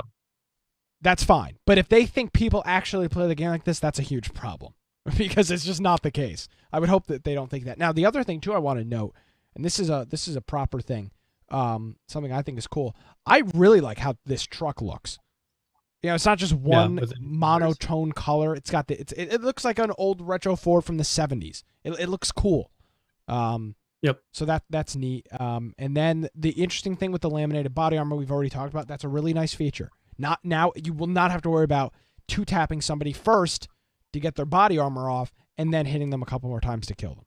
Those days should be. They're going to be much more rare too. So now there's a use to go to the airdrops. You know, this is the thing. For the longest time, these airdrops have been, if you want a 308, go for an airdrop. If you don't want a 308, which some people don't, like myself, who's not good at sniping, don't go to an airdrop. It's a death trap. Now there's an incentive for you to go towards an airdrop, which is something they've always lacked. So that's good. And then they have that new skirmish. So they have the Pleasant Valley Nightmare, which is what we said a long time ago of they need to start out a quick BR that's in a smaller zone in a city, and it's going to be at night.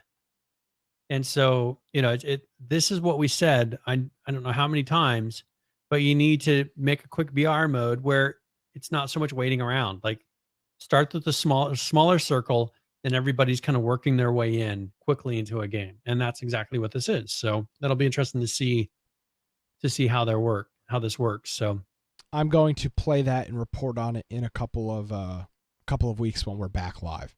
Because I've wanted that game mode so bad. I hate these long H1Z1 games because everybody is so much better. Everybody has figured out the weird quirks of the game and what pixel they need to hit. I don't get that into games. I've heard a complaint, like from it's Pawns now. I heard a complaint from him saying that they pretty much have removed the skill gap from H1Z1 now. I tried a couple weeks ago. Was not happy. He's saying that it's no longer like the those people that play a ridiculous amount of hours are doing these little tricks to kill you. Like he was complaining, and for him it's a complaint because that's what he kind of relies on when he plays. Yeah.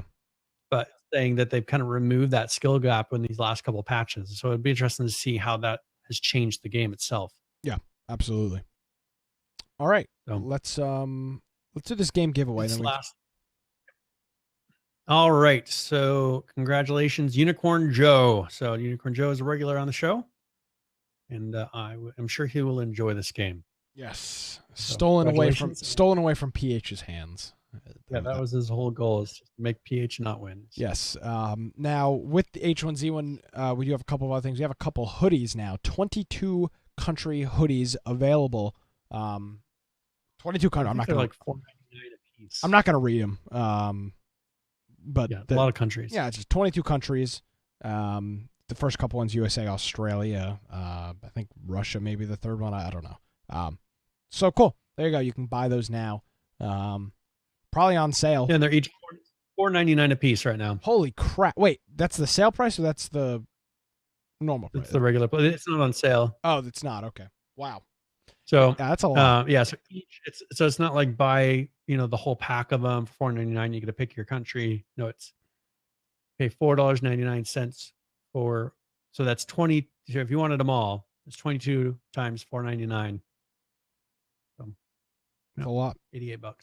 Well, plus, more than that. So, $100. $100 in hoodies. Hey, to each their own. People can do whatever they want. Now, the other thing I did want to note as well. Last week we talked about some games that were on sale, and I don't lie to you. I said we were going to put a post on the website with the link to these games. There is a post on the website with a link to these games. So if you head on over to the website, infectionpodcast.com, you'll see this. A very odd logo that they use for the summer sales here. I believe this is melted ice cream, but it looks a little funny. Whatever floats your boat. This sale only goes on for 2 more days. So if you want to get some games on sale, we just covered some survival games. There's a couple of other good games. Brian, would you recommend Stick of Truth for $7? Is that a buy at $7? It's a fun game. It's funny. It's worth it at $7. If you're fine with that humor.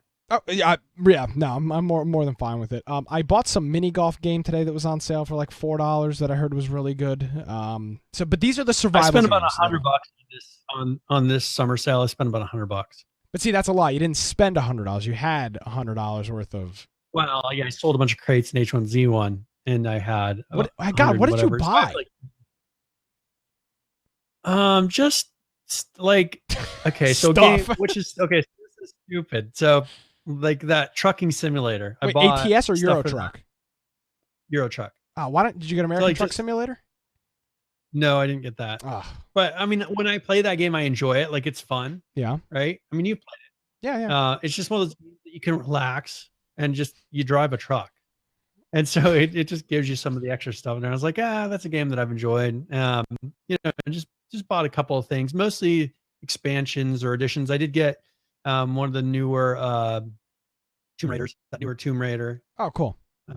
So I heard Lance or Landgun 44 in chat. He said that it's a really fun game when he played it a while ago. So yeah, so I mean, I just kind of picked up some general stuff, nothing too crazy. But I was like, I might as well kind of get those things that are maybe extensions of games that I have played. Because a lot of these games I haven't touched them. If it's a game that I have played, I'm probably more likely to go back. Yeah, I just have too many games. There's no reason I need to buy anything is the issue. Yeah, yes, exactly. That's your problem. You're mentally ill. I have Golf It. I bought Golf It, which you may want to buy, Brian. We're gonna have some fun with Golf It. It's only like $4, and I mean you've already spent $100, so what's another $4? I still got $20 on my You should buy Golf It. Look at that. Look Golf It up. That's a fun one. And then I just bought Stick of Truth. So I am like. And one thing I did buy was all of the Arma 3, and all of the things for it. Because there's so many. A lot of people play that, and just watching people. We have 100 people in our Steam group that play it or that have it. So it's like, that's something I've not really played too much. And then that Middle Earth game, because people kept talking about that one. It was like $4, so nothing too crazy. Pretty much Arma 3, Euro Truck stuff, Rise of the Tomb Raider, and then Middle Earth. And Golf It, which you're going to buy it for the show, which I'll get Golf It right now. Yeah, there you go. That's going to be a good one. I'm $9 in the hole in the summer sale, so we're more than good. We're more than gooder over here. So that's the Steam summer sale. Couple more days. Website infectionpodcast.com. Links of the more. These are survival games. There's a whole bunch of other good games on sale. Do Golf with your friends? Isn't that the other one? Golf with your friends? Yeah, but I think Golf It's better. Is it? I don't have the other one. I have Golf with your friends already, so I'm not. Oh, then perfect. I can't buy that one. Yeah, there you go. So we'll take a look at that and give that a try. So all right, I bought it, so we're good to go. Perfect. I'm gonna download it right now, so my voice will get all. Yeah, thanks. I appreciate it. So yeah, there you go. You can check those out. infectionpodcast.com, and there you go. A couple more days you got to get a game on sale. Yeah, so you only have 2 more days. What, the 5th? Correct. So yeah. Very good. All right. So do we want to? So we've got about half an hour. We got about half an hour, 40 minutes or so. Okay, so let's go ahead and jump into Friday the 13th because that wasn't super long.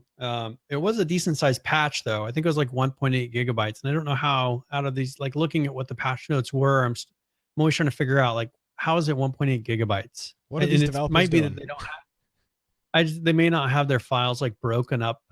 Like they might have a lot of stuff in one thing, and so they're having to update, or maybe they're fixing something on the map, and maybe the map's 1.8 gigabytes.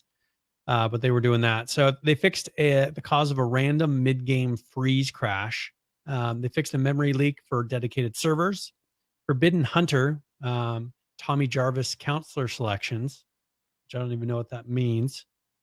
Which I mean, I'm sure is it an achievement maybe, or it's a special? I don't even know. Forbidden Hunter. Anyways, they fixed an exploit with crouching back into objects, and they fixed some achievements not unlocking when playing on dedicated servers. So this should end the lodge roof glitch, because there was in a Pacanac, they had it where people were getting on top of the roof of the building, and then Jason, of course, wasn't able to reach them up there. So they'd use that and wait out to the end of the game, and it would make it impossible for him to win.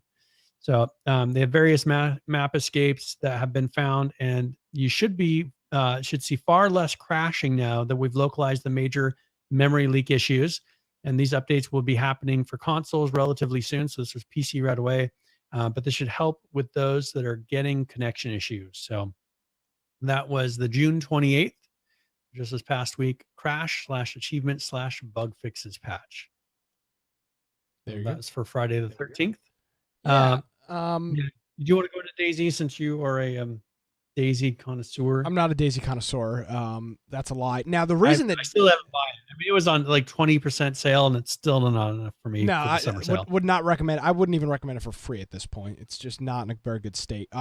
Now this is a great segue as well.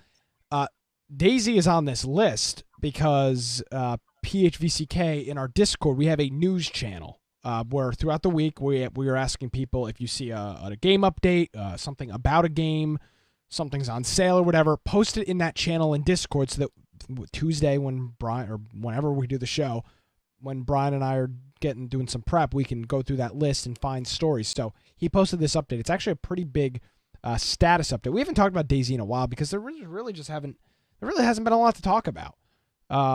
So what's going on right now, the big thing is that they're working on successful implementation of Daisy's new spine, what they're calling Daisy 2.0. I don't know what the hell they're trying to do with this. Other than that, there's a couple of things that are interesting. There's a very, very up-to-date, a very, very high-resolution player feature diagram that goes through every little thing that the player either can do in different forms. So there's all of these different, it's like a huge tree. There's all these different types of combat in this section, melee combat, stances, a whole bunch of different things with combat. Then over here we've got a whole bunch of user interface things, tooltips, items, your inventory, HUD, all these other things. So if you're more into the nitty gritty of following some of this game development stuff, you should check out this PDF they uploaded because it's the player diagram, but it's so detailed on everything. It's color coded, and the color densities based on some other stuff. So that's really cool. And this goes over some stuff. We also had some animation fixes, and these are a couple of the animations that have been updated. There's some GIFs of them. So sectioning a player to move, go in a certain direction, blowing a kiss off to a friend or a foe, thinking, telling somebody to come towards you, and giving somebody the elbow, which is a better way of doing something else. So that was that with a couple of GIFs of stances there. Other than that, nothing crazy. They are just really, they are so deep into the development of this. I don't know if this game is ever going to become playable for most people. Like the hardcore group of people that play it, and they're going to continue playing it. But I just don't know if and when this game is ever going to get onto the next state. We've been talking about 0.62. We've been talking about this update. We haven't talked about this game in months, and they're still talking about that upcoming update. It's just, it's crazy. Still working on development of 6.3. So who knows, man? That's the thing on this is, I don't know what they're gonna do to bring back those people. They've kind of missed the boat. Like the time when it was like, oh, DayZ, that's cool. Like that's come and gone. 3 years people ago, like me that buy everything that were like, it's not stable enough for me. Like there's not gonna be a point now where we'll look at it and be like, man, look at how much time it took you guys to get to something that's even considered possibly buyable. And there's plenty of other games now that will do that at least and possibly better at that point. Absolutely. So I think they've kind of passed that point of no return for a lot of the people to be able to trust them again. So one thing I did want to go into, Elite Dangerous, this is a game that I talk about a lot of, whenever stuff comes out for it. They did and if you want, there's actually a video. It's not, you can mute it, but I just wanted to kind of show what's in there. It's showing something off in game. It's a really long video, so make sure it jumps to the timestamp. So this is an alien kind of. So we remember when we were talking about a while ago, like all of a sudden there's these aliens and things happening. There's like something happening with aliens and something that's proving that there's like this something exists out there. And this is actually kind of like an alien base that they found that was functioning. Like it actually operates. They were able to get inside and like there's stuff going on with it. So they're starting to kind of unfold a whole nother side to this game, which is really cool. Kind of moving it beyond the random generated mass. You're like, all these things are the same, that you'd run into some other games where they have billions of planets. This is one where they're actually not going to say any names. But you know what I'm saying? Like they're getting past that kind of repetitive and giving you the sense that there is something to discover out there. And the thing is, they keep it incredibly secret and they're letting the players go and find these things themselves.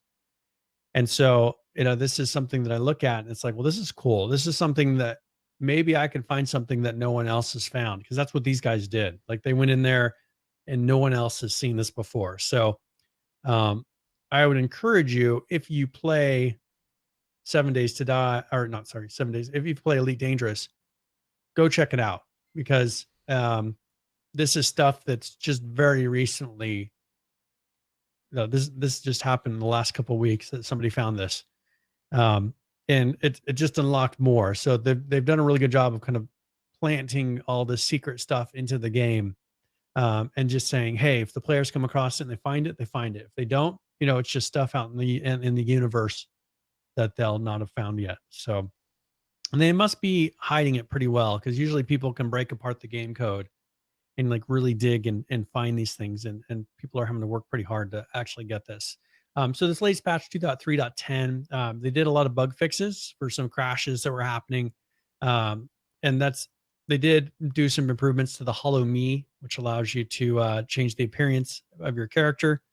But mainly, yeah, they did some optimizations to the missions, fixed some things in multi-crew. They were doing some fixes to some of the different ships. So if you have like an Anaconda, an Asp, Imperial Courier, or a Python, you may want to go check that out, because they did do some fixes for each of those ships. But mostly this was fixes. They did have a new engineer contribution event for making donations to unlock an engineer. That would give you one of the new engineers. But that's not, they don't announce these things that they do, like with all the alien things. So that's why I always mention it, just so people know, like there's a lot of stuff to do. And this is one of those games that kind of have to dedicate, like this is the game you play. Like you have to make that decision, because you don't casually play Elite Dangerous. Yep. Because if you do, you get nowhere. Like you don't accomplish anything. It's one of those games that's like, the game that I play is Elite Dangerous. And that's the game that I play. So, but there is a pretty good following of people. We were able to interview one of the head guys of this company, Frontier, and at PAX. And so that was a lot of fun. But this is something that I really like it when a company goes in and actually puts these things. They don't have to put this stuff in there, but they're doing it for the fans, the people that are really hardcore into the game. And I'm, that's why I like to bring it up, because I think that more companies should do that. Like put those little Easter eggs in and put the stuff that's gives the people that play a lot something to go for. Because there's so many games that you'll have somebody who's put in 1,000 hours and they haven't gotten anything different than the person that's put in 100 hours. Like there's that kind of cap that they reach. Yep. And nothing ever changes after that point. They may have more of something, but it's just, it's the same thing that everyone else has. This gives those things, like those people that are really dedicated, they found something that no one else has found. Those unique experiences.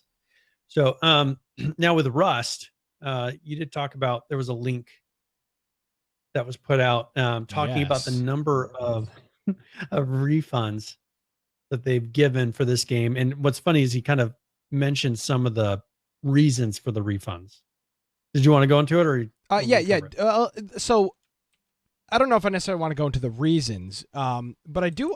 He mentioned some of them, and it was kind of funny. What did he mention? Because I don't remember what he mentioned. He was talking about how like people were complaining there's just a bunch of naked people running around, like just kind of those snide remarks that people when they put in the refund reason, like they're like, here's why I refunded it.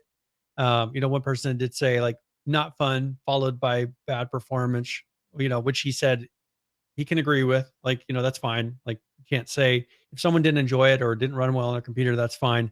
But you had the people that were just making comments about how it's just a bunch of naked people running around, you know, punching each other, and it's just, you know, kill fest. And there are a ton of people refunded this game. If the number of people bought a game, like if you were to make a game, if the number of people that have refunded Rust bought your game at all, you'd be in a good spot. You'd be very happy with your number. Yes. You know, the thing, 329,970 copies. It's $4.3 million that has been refunded on Rust. The thing I find interesting is not the dollar amount, none of that other stuff. The thing I really find interesting is this idea. So here's the thing. First of all, with refunds. Refunds are a fairly new concept, a fairly new thing on Steam. They have not been around forever. Rust has been out for quite a long time. I don't know exactly how long it's been out, but it's been out for a while. So these refunds are somewhat recent in the grand scheme of Rust and Steam and stuff like that. And the other thing that makes me curious about this tweet is, what do these people expect? Like, you don't just buy Rust. Like, and by the way, you can't really play Rust if you don't put in more than 2 hours of Rust. You're not getting the experience. I mean, I know I don't like Rust. Will be destroyed and gone anyways when you get back. It's one of those types of games. But my whole point is, for you to have played the game enough to know that it was, for you to have made the decision to buy the game, you either A, did no research beforehand, or B, you bought the game, you didn't have enough time to play it, and now you're refunding it because you suck, which is the case in this game because the game is very hard. I bought Rust. I hate it, but I wouldn't refund it because I knew what I was buying. Like, I knew I was buying this troll, just troll fest. I knew what I was getting into. So I didn't buy. It made no sense to refund it. Like, I don't know. It doesn't. The thing is, I play it, and I know that I just don't want to put the time in. Like, it's not. I'm sure if I put time into it, I'd be like, oh, this is fun. But the thing is, I'm not willing to put the time into this game to make it to where I'm able to live long enough and survive against all the trolley people that are in there. But I'm sure if you forced yourself to get past that point, you'd be like, okay, this is a lot of fun because you're no longer the guy who's constantly getting killed every 10 seconds. Yeah. So, so now we have a video, and we could just do the video for it. So Shadowfax has another video this is devlog 166. All right. Hopefully this plays. Here we go.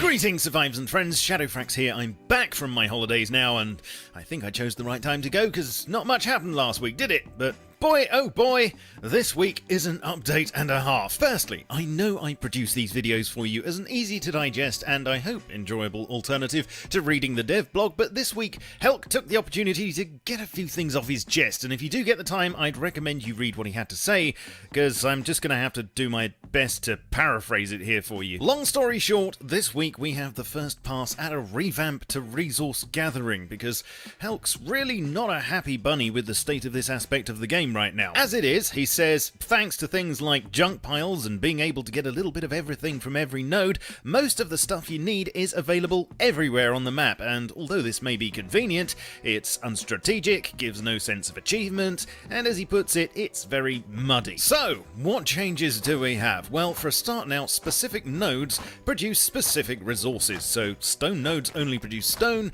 metal nodes only produce metal, and yes, you guessed it, sulfur nodes only produce coal. No, just kidding, sulfur. Their distribution has changed slightly as well, with the temperate biome having more stone nodes than any other type. There's now a finishing bonus to them as well, which means that doing the decent thing and polishing off a node will yield an extra 20% of the total. This should help prevent half-mined ones littering the place and thus improve performance. Please note though that this bonus won't trigger if you're using really early game stuff together, such as rocks and bone clubs. You'll need at least a stone pickaxe to get it. Last lastly, and perhaps most controversially, high-qual ore will be restricted to metal nodes now. It will only be received as a finishing bonus, and you'll get one per node. You can, of course, still get high-qual through recycling or trade, but as far as mining for it goes, the quarry is set to become a lot more important. Something that will most likely be addressed with more changes next week, but in the meantime, they now cost a lot less to craft, needing only 5,000 wood, 1,500 frags, 6 gears, and 4 sheet metal a pop. Something else that's possibly being looked at is shown in this picture, and no, it's not radioactive nodes.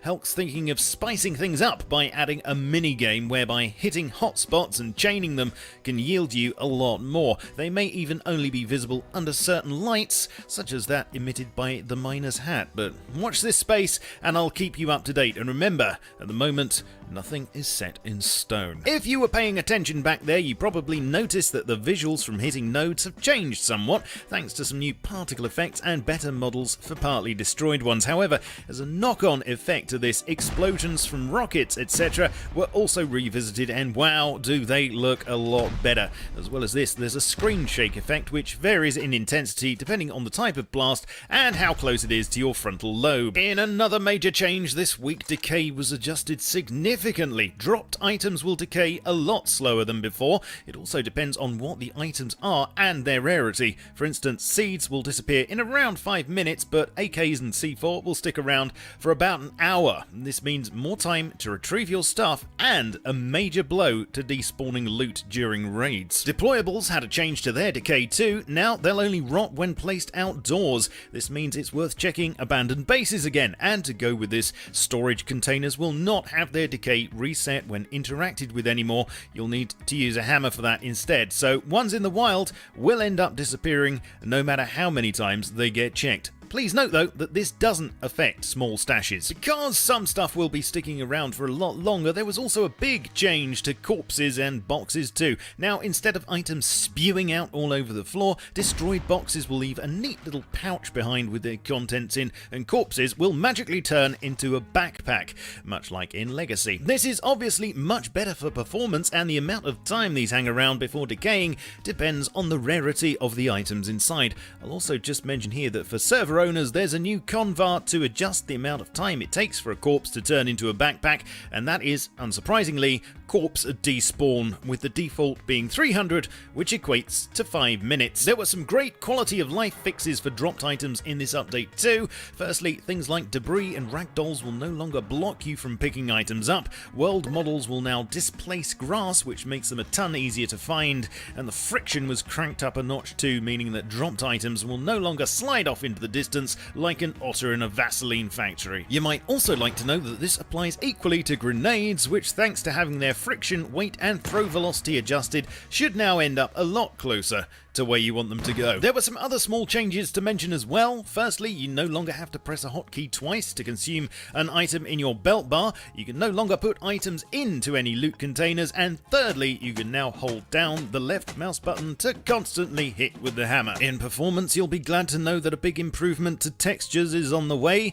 You can read the full thrilling breakdown in the dev blog, of course, but suffice to say that a saving of around 20% or more to system and video memory is possible, with hardly any discernible difference to quality, and the total number of textures needed under this new system could drop by nearly half, which will obviously help a lot of you out there. Look out for this to be implemented in the coming weeks. To works in progress now. Not much to report on the NPCs, sadly. There's an issue with nav meshes in rad towns right now, to which a solution is being sought. Not much else to say either regarding the new launch site dungeon and rework to Happis, other than that they're on schedule to hit us squarely between the eyes in next week's Forced Wipe. And lastly, who are these chaps? Well, they're basically the result of some new variation for player heads that are being worked on. No firm date on any of this, but if it pans out, then we can all expect to wake up one day with a fresh new mug, which will no doubt please everyone immensely, I'm sure. Thank you for watching. Please leave a like and sub to the channel on your way out. I am, of course, more than happy to have you follow me on Twitch, Twitter, Facebook, and the Steam group too, so do pop along there, and I shall catch you all in the next vid. But until then, keep calm and stay rusty. Cheerio. All right, and of course, thanks again to Shadowfrax for those updates. Puts an I can't imagine the hours that he puts into producing those updates. I mean, that is a that's a lot of work to put in. Very dedicated. Absolutely. So, thanks to him for that. Back into some news, some other games. Hide and Hold Out, we talked about it when they just did the relaunch. A couple of weeks we weren't able to talk about it, but we do have an update here for Hide and Hold Out. This is 0.10.10. And there's a list of improvements on here. The battle mode is now in the game. Moving on from that, the ships now stop themselves if nobody is on board. So you could have an issue where you're piloting a ship, you log out or disconnect, the ship continues to move. So if nobody's on board on the ship, it will stop dead in its tracks and it won't drift away. The rotation speed of the turrets, which is controlled by the mouse sensitivity, is now centralized for all turrets and is linked to the mouse sensitivity setting in the options menu. So all turrets now have the same sensitivity, I guess, or maybe before it was separate. The mouse sensitivity of turrets is reduced when the player is aiming to enhance the precision. So when you zoom in, it's not quite as sensitive. Turrets with a delayed aim now have two aiming sights, the common one, the dot in the middle of the screen, and a new one that indicates when the cannon of the turret is currently aimed, which tends to follow the middle of the screen because that's where you would want to be shooting. The use of the first aid kit takes time before it heals the player. Moving, switching of a tool, taking damage, and some other actions interrupt that process, which we see in a lot of games. You need to be staying still, not interacting with anything to use a first aid kit. You can't just use it while you're getting shot at or anything like that. It's pretty common. The player is aligned with the vehicle he leaves. Excuse me. The player is aligned with the vehicle he leaves it. That doesn't make any sense. The resolution of the shadows has been improved. When he gets out of the vehicle, I think he's talking about the alignment of when they get out, like which way they're facing. Oh, okay, maybe. Possibly. The bridge of the gunboat Ebros has bulletproof windows to protect the drivers from snipers. The driver is still vulnerable if the attack comes from behind, so you get shot in the back of the head, not in the front. The game shows a proper air screen if the game is started when Steam isn't running at the same time. And then a couple of command line things have been added, some fixes, and I like that he does this in here. He puts known issues, which I really appreciate. Not necessarily for this game, I don't play it, but I've played games in the past, and it's nice to know that the developer's aware of an issue that I see. So a couple of things in here. Interacting with objects from a ship at high speed is still hard. The player must aim at the position where the object will be in the next frames according to the ship's speed and a direction to trigger the interaction. So, it's hard to interact when you're moving, of course, so he's going to try to find a way to do that. And then the loading time of the survival mode is longer than before. This will be fixed as soon as possible. So that is Hide and Hold Out.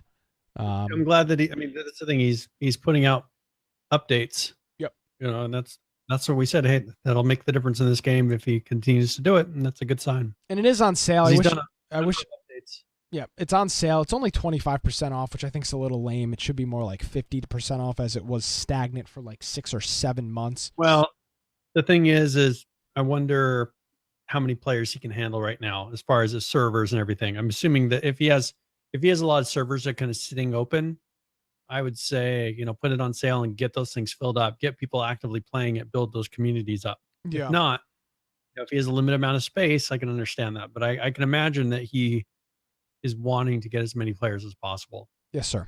So there you go. That's Hide and Hold Out. It's on sale, $13.49. So about $14 if you want to buy it. You got 40 hours left to do so. So check it out before the 5th if you are interested. Very good. Here, I'm going to go ahead and announce this last game giveaway really quick. So this will be a raffle exclamation point giveaway. It'll be 30 points. Once again, everybody should have that. And this is going to be a game that has pretty good ratings. It's called Beholder.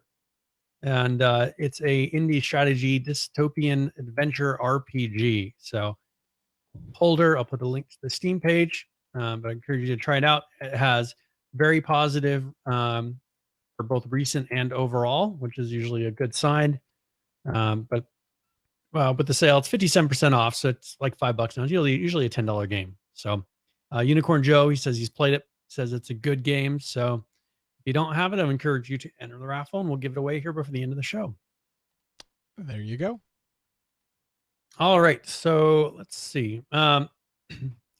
Unturned one. Let's just more mention they do have. I don't know if you want to play that, since it's mostly an audio show. The new map has music, and then it shows some of the new map. So I don't know Okay. if you want to play it kind of as we go through this. Sure. But this is a sneak peek, so it says there are spoilers, but this is the new. This is pretty much stuff from the new map that they've been doing, and seeing some of the video that they have for this, it looks pretty cool. This is Germany, by the way. Yeah. So it's got, some unique terrain. They show in here, you saw that there was like a prison. Yeah, there's a prison. Yeah, you see where it's actually got guys in the cells and like guards and stuff. I'm kind of interested how that works. Like, I think it's just, I think that's a setup. I think it's an RP. Yeah, I think it's RP. I don't think. Yeah, There's but that'd be any kind of NPCs. interesting. Well, imagine if he did kind of a game mode where like you have to escape, or something like that would be kind of cool stuff that he could do in this kind of a game. Absolutely. That'd be kind of fun. So let's see. You never know what it'll end up doing. But yeah, so this is it's showing a prison in here with, obviously you can interact with and close the cells. That'd be good for the role playing community. And then it just shows some of the new a huge dam. Very impressive. This town is underwater. Yeah, so part like a flooded. I wonder if you can break the dam. Who knows? They show caves in here, people crawling through underground caves. They show a tunnel system that shows like a underground sewer system. They show here, looks like they're going into the prison system. Big trucks that are going underground into the mine. And then a pretty big city. Huge city. Yeah. And so I'm just looking at this like that. The game is very impressive. I mean, it is amazing what he's able to get into there. There's like F-13s and tanks F-13s flying around. There's a spaceship. No, it's a freaking USS something or other spaceship over here. I mean, this is ridiculous. Yeah, a rocket. Here's a huge castle. I mean, it's just pretty crazy. So, yeah, definitely impressive. But yeah, look, he's got a full like NASA launching center. It's Cape Canaveral in Unturned. Yeah, it's cool. I'm telling you, man. This game, people in our community hate on it because they suck. That's what this is. This game is hard. It's really freaking hard. The NPC zombies are tough. They're spooky and they kill you. And people in our community hate playing this game because they suck at it because it's hard. So I'm telling you, don't let people discourage you from trying Unturned. You have to try this game if you've never tried. It's tough. It's rage worthy. It's a hard game, but you have to give it a try because it's a lot of fun and it's unbelievable what he's been able to do. Yeah, and there's just a ton of content. And then the next one is just the updated main map trailer. So he just redid because they've redone a lot of things with the game. So he went through and updated the trailer for the game, like the one that would be the main Steam page trailer and things like that. Just kind of showing how the game is now. So it shows kind of the hunting and the gathering. I mean, this is a true survival game. I mean, if you look at a lot of the games we play, they've kind of turned into first-person shooters, or that they've changed and they're not really a survival game. This one is very much a survival game, and like role players could really get into this because there's just a lot of stuff, a lot of different zones. It's got all the features that a lot of games like it that have really good graphics like don't do well. Like this has a lot of capabilities in it. Oh, hey man, I don't play this game because it looks like Legos. It's the worst argument ever. It has nothing. It's a lot more complex than a lot of these high graphics games. I've never understood that argument. I mean, I see this argument all the time. Oh, it's same. I mean, they do it with Minecraft too. Oh, I don't play Minecraft because it looks like Legos. I mean, that's just a stupid argument. That doesn't make any sense. I mean, what does the graphics of the game have to do with? Again, this is my personal opinion. I don't care about graphics. The graphics don't matter to me. I care about play style. I care about how does the game play. Yeah, and that's where most of them, if they have really good graphics, they're like, the mechanics don't matter that much. No, the mechanics are the most important. And like he could always go in there and eventually update the graphics. Like all the stuff that he's done is the hard part. Yeah, is making those mechanics work and all that stuff work. He's got a ton of content. I mean, spaceships, jets, tanks, helicopters. Boats. It's got all kinds of vehicles. It's got prisons and airports, and I mean, just everything you can imagine is in that game. So more power to them. And he said this is they're having their 3-year anniversary event coming up. Cool. So Unturned's been on Steam for 3 years now. And so he says that they're, for instance, like that map, they're just doing some different things, like the new map in celebration of that. So yeah, this is pretty cool. And then they just did some fixes and tweaks. But yeah, that map, we'll have to have another game night where we go and play that new map, because there was a lot of stuff in there. We need to get him back on the show somewhat soon and talk about this, because I think that's how we left it last time. Was hey, well, when he was going to release some new things. Yeah, I'm pretty sure when we had Nelson on the show, it was just like, hey, we're working on a new map. Can't give you any details. It's going to be a new map. It's going to be cool. And now we've actually seen a lot of the new map. So this was his first spoiler for that. Cool. All right. And now the Black Death. This is a game that, I mean, I'm sure all of you remember. I was instant regret after buying it initially. And I have gone in and played it in the last couple of months. And it is a much better game now. They are doing, and this is a game that I think they needed funding, is the main thing. The thing is if you need funding, do a Kickstarter and don't sell it on like Green Man Gaming or Steam if it's not going to be released. And what they did is, rather than kickstarting it and saying in 6 months we're going to have a release that's the initial alpha, they kickstarted it, or they sold it on Green Man and then put out what they had so far, which was pretty much nothing at the moment. Which, okay, but they should have announced that in the beginning. The game is going to be released. We'll give you something you can run around in and like look at stuff a little bit until then. But now they've actually gotten into where there's NPCs and there's stuff to do. They're making castles that look pretty good. There is more of a point to it. They went through and redid the whole UI this last patch. It looks a lot better. Night and day difference. And they have lockable gates and just really going through and kind of adding. One thing they've done to make the combat more exciting for NPCs is now they have 3 tiers of difficulty for the AI. So not all of them are going to be exactly the same. They have some that are more difficult than the others. And then they've just gone through and done pretty much what you'd expect in a early access game of just fixing things, adding new content. I think they're now on track for actually getting stuff out. So if I don't remember how much this is on sale right now, but this is a game, it's getting to the point where it'd be worth it if it's the right price. Right now it's $13.39. I would say that if you're into this kind of game and you're willing to give it 6 months to kind of hit that, like, okay, now that it's a really good rating, that would be one of those that, okay, if you're willing to get it 33% off and get it now, I think it would be worth it. But and if you have a couple of people that are willing to play it together at the same time, because I think it would be, I've only played it by myself. I think it would be pretty fun to play it with a group of people as well. So that was, and if you look at recent, it's mostly positive. Overall is mixed. I think they are coming back from probably having a really horrible rating initially when they sold it. Oh yeah, absolutely. So, the fact that they've gotten back to mostly positive for recent, that's a very good sign. So that's kind of showing you the progress of this game at the moment. So cool.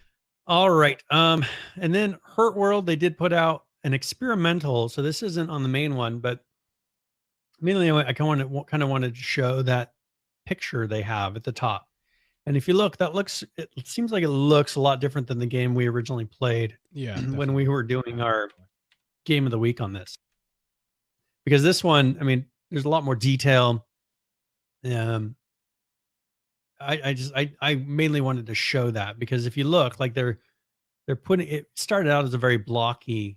I mean, there's still things that are definitely blocky on it. But it looks like they're starting to put in things that are higher quality. The guns are much better. Their characters could be improved as far as like who holds a sniper rifle like that. I don't know.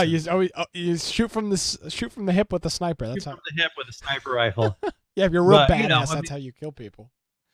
Yeah, so they are doing, but this is the experimental patch. They've been working on performance quite a bit with this, and then like that thing on there is a research fabricator. Repairs things. Kind of a once you have a base and you've really gotten into that. This patch also gets the performance better than the master branch, lots of optimizations, and a new potato mode for maximum FPS targeted at bottom spec machines. So they have a mode now that'll pretty much run on anything to allow people to get in there. So now this is interesting because this is not free to play. We had this discussion earlier about TF2. This is it's not an expensive game. It's $20 maybe normally, $25.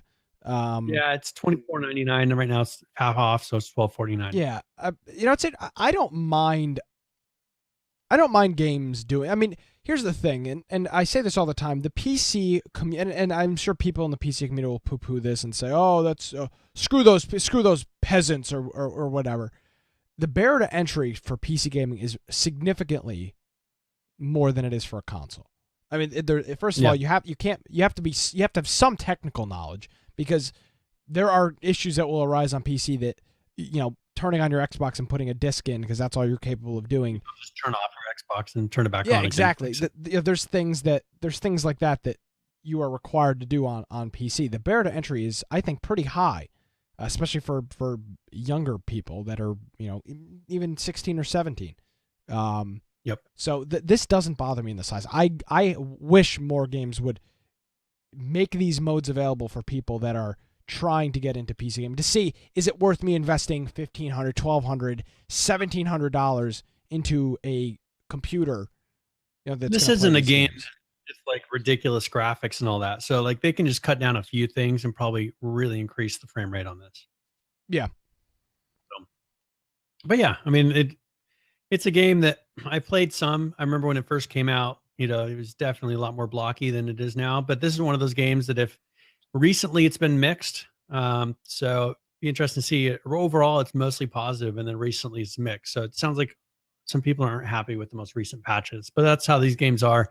Sometimes they'll be making changes, and then your hardcore community all of a sudden gets mad at you because it's like, oh, you changed this, when maybe it's the best thing for the overall direction of the game. So that's pretty much Hurt World, and then we'll just let the raffle roll to the very end. Like we'll do that at the very last minute. Yes. So I don't know if you want to do current players or anything else we needed to cover we missed. I don't think anything else we missed. Again, I do want to note we will not be live next Tuesday. We are doing a pre-recorded interview. We will announce we'll put out a screenshot or something of the interview on Twitter or something later on in the week. So that podcast will be available to download and watch on YouTube next Tuesday around 7 or 8 o'clock Eastern. We're going to do our best to try to live stream it, but that's probably not going to happen. So you'll have to check out the podcast in either the RSS form, the audio, or on YouTube to watch that. It's something that Brian, I know, is super stoked about. It's been something we've been trying to get a good interview like this for a while. So, I'm excited for that. And then game of the week, PlayerUnknown's Battlegrounds, 9 p.m. Eastern in Discord. And Nick and I might not be there, but there will be people ready to play. They'll probably be playing before that. So if you want to show up early and start playing, I'm sure there will be people. They're playing right now. There's 3 people playing right now. It's 9 o'clock on a Monday. They'll be there 9 o'clock on Tuesday, 9 o'clock on Wednesday, 9 o'clock on Thursday. They just play every day. So instead of watching the show, I mean, why would you watch them? Why would you watch the podcast? That's stupid. Just play Battlegrounds. So, yes, I've been slacking on current players. The past couple shows have been weird. I haven't had a chance to do a thorough current players. So we'll do so this week. Let's talk about King of the Kill. Currently playing this, 41,998. The 24-hour peak, 149,961. Now, something interesting to note here about the all-time peak. This was reached just one day ago. So Sunday, which seems to be the popular day for a lot of these games, 151,239. Arc, numbers are still going down with this. Currently playing at 43,567. The 24-hour peak, 67,935. And the 70 peak, 72,676. Rust, still a strong community of people playing this. 24,593. The 24-hour peak, 40,818. And the 7-day peak, 44,215. On turn, we talked about it for a little while. Currently playing at 14,083. The 24-hour peak, 26,436. And the same thing with the 7-day peak, 26,436. reached today for unturned. 7 days to die. Currently playing this 14,477. The 24-hour peak 20,666, and the 70 peak 22,588. Friday the 13th, man. I hope these console numbers are better than these PC numbers. Currently playing it 3,119. The 24-hour peak 4,634, and the 70 peak 5,886. Now, Brian, I'm going to abruptly end this segment and bring you back in time to just 6 days ago when we did last week's episode of Infection. I was doing current players and I did Battlegrounds, and I made a comment at the end. And I want you to look at Battlegrounds numbers now, or excuse me, I want you to look at Battlegrounds numbers a week ago, and that'll bring you up to where we are right now. Of course, as always, killing it in terms of current players. Currently playing that 107,124. The 24-hour peak, 236,180. In the 7-day peak, which was an all-time peak, again, hit on Sunday afternoon, 257,712. They will be at 300,000 probably by the end of August. Well, it turns out the end of August is irrelevant because they are at that peak now. The 7-day peak for Battlegrounds this week is 313,807. This is insane.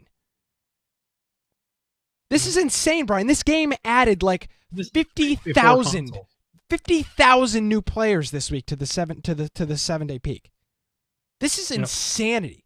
Currently playing it right now, 127,327, and the 24-hour peak, 285,885. 313,000 people currently playing this game. This is freaking insane, Brian, how popular this game is. And it feels like it's kind of one of those things where you feel like it's just starting. It's just starting. The game is, how old is the game? March 23rd. It's 3 months old. It's got 300,000. 500,000 by Halloween. It'll probably be 500,000 by end of August. 500,000 in 2 weeks. Yeah, it'll be 500,000 by the end of August. But if this keeps up, so I don't know why they got this 50,000. The game wasn't on sale for the Steam sale.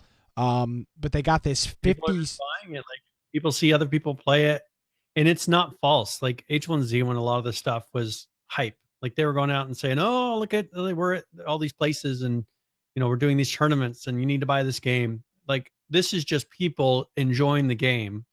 Like they're not going out and trying to super hype it everywhere. Like people are hyping it themselves. Like they're playing it. They're like, "This is a lot of fun." They're putting screenshots, video. Yep. It's just a game that's enjoyable to play. And as long as they don't royally mess something up, which they haven't done yet, people will continue to play it. It's a very consistent game. They're not putting crazy markers on. They're just slowly improving the game. So I think they're he's in a good spot. They are in a very good spot, yes. So there you go. And remember he's a big fan of the show. Huge fan of the show. You don't believe me? Watch the interview. Well, that's the thing is I remember one time because he came in here and and people didn't really think anything about it, right? PlayerUnknown, people knew who he was. Yeah. But it's like he came in and he made a comment on our Twitter afterwards. Like he sent a message, like making a comment on something I said. Yep. And just think about it. And then it's like, then he mentioned, yeah, I watch your, so I knew he had seen our show. And then you guys are like, so you've seen our show before. So you're a big fan. I was like, oh, great. Hey, man, I think that made it in the interview. Oh, no, I think that was before the interview. But I mean, I think that was about pre-show. Yeah. Well, actually, it was Lance. Lance said, Lance said, have you watched the show? He goes, yes. So Lance goes, so you're a big fan. Like it was just like, Lance, our ultimate hype man. Yeah, Lance, the hype man. So, yeah, but it's the truth. I mean, he's a big fan of the show. What can I say? I'm not making it up. Watched at least one. Yeah, big fan of the show. All it takes, being a big fan of the show after one time. That's fine with me. I'm not going to argue. All right, so let's go. We'll go and do a tip of the week, and then we'll do the game giveaway after that. Tip of the week, so I go through, and either it'll be a general gaming tip, or it might be for a specific game. This week is going to be Battlegrounds, since that seems to be a game that everyone plays quite a bit. This is tip of the week.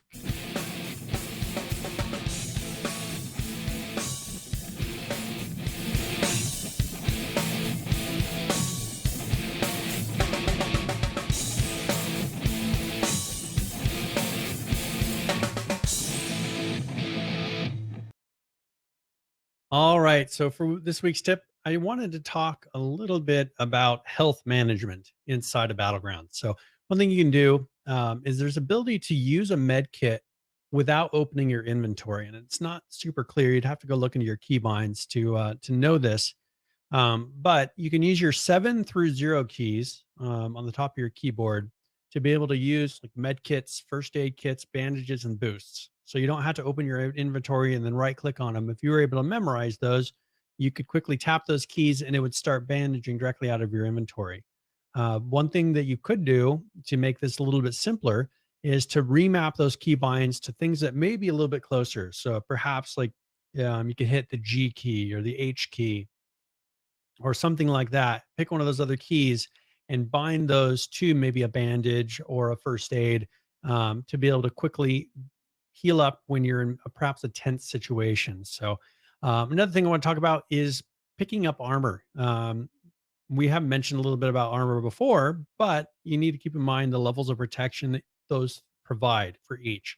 And another thing I wanted to mention is that with armor, as long as it has 1 health on it, so if it still exists, that one shot will stop the same amount as a full armor. It won't take a second shot. So you'll have 1 hit on it, 1 health on the armor, and then it'll disappear after that shot. But it gives the full damage reduction for that shot that it receives. So even if you only have a little bit of health left on that armor, it is still worth wearing if you don't have anything else, because let's say you take a body shot from a level 1 armor for head or vest. So that's a helmet or a vest. You get 30% damage reduction. Level 2, you get 40% damage reduction. And then the level 3, you get 55% damage reduction. So if it has 1 health left, you will get the full 55% damage reduction from that shot that, let's say, you take to the body from a level 3 armor. So definitely something to keep in mind. So a lot of people, they get really low armor in H1Z1, for instance, and they'll drop it because it's not really worth anything. This, you can still get that benefit out of it. So, if you don't have anything else, definitely keep those on, because it could still have the opportunity of saving your life. So that is tip of the week. Alrighty, just to let everybody know there's a fireworks show going on outside right now. So if you hear a very large, it's not a world war pending on you. It's just a fireworks show. So I can't even hear it. So no, you didn't hear. But I had my mic muted during tip of the week, and there was a very loud firework that shook this room. So I'm just be aware. Oh, we're going down. We're going. Our mini pigs, like I always kind of watch them about this time, because people with pets and things, you got to be careful. Yeah. Oh, absolutely. They'll freak out, and so we try to kind of just talk to them and make sure they know that it's not a scary thing, that all these crazy explosions are happening outside. Just relax. People are lighting half a stick of dynamite outside your door. Yeah, it's no problem. This has been a huge issue here. Like if you go out, like my neighbor last year, he was out and was spraying water on his roof, because we have, the wood shingle roofs. Yep. And so we were out there he was spraying water on his roof because so many people are doing bottle rockets and things like that around here. I mean, you're surrounded. See, move to New York. It's illegal. Everywhere. You can't have fireworks. It's a crime. Well, they are illegal here, but everybody does. So you're supposed to go outside of the city, or, if you're in another area. Yeah, but you can buy them in the state, is my point. You can buy them in the state. You can't buy them here. They're outlawed. You can't buy fireworks. Well, and it used to be before you could buy them in the state, and they did the slip that you'd have to sign. Oh. You could actually just drive for an hour to the Oregon border and buy them there. Yeah. So it's still, you'd have a lot of people, but now, because you can get them, and it's been kind of an upcoming, like it'll be interesting to see how it is this year, because last year, just constant. Like you look out across the valley, and everywhere there's those going off. So we'll see what they do. And I'm sure that they'll put some big regulations. They need either regulate it heavily or just remove the law if they're not going to enforce it. Yeah. So, all right. Fireworks talk. Ready? Yep. This is your firework tip of the week for 4th of July. All right. So good. Roll for this. And congratulations. Maybe it will, here we go. Locklore 97. Congratulations, Lockler. You have won. I will send that to you. It'll be in your other messages. So check in your other messages. Yes, long time listener, Big fan. first time follower. No, big fan. Yeah. So there you go. So, Very Cool. good. I think that's it. Yeah, so we got this isn't a normal Tuesday show. Thank you everybody who showed up, because this is not our normal day of doing this. And this is not nearly as much fun when we're the only ones here. So thank you for all the people that showed up to watch this live on a Monday night. Really appreciate the fact that you guys come out here. If you want to find me at Boise Computer on Twitter, you're more than welcome to go check out my blog, biteoftech.com. That's BITE of tech.com. And hopefully all you guys have, for those that are in the United States, have a happy 4th of July. And if you're looking for us on the internet, make sure you follow us on Twitter, at InfectionCast, right? At InfectionCast, I think, is our Twitter one, because we have to shorten it a little bit.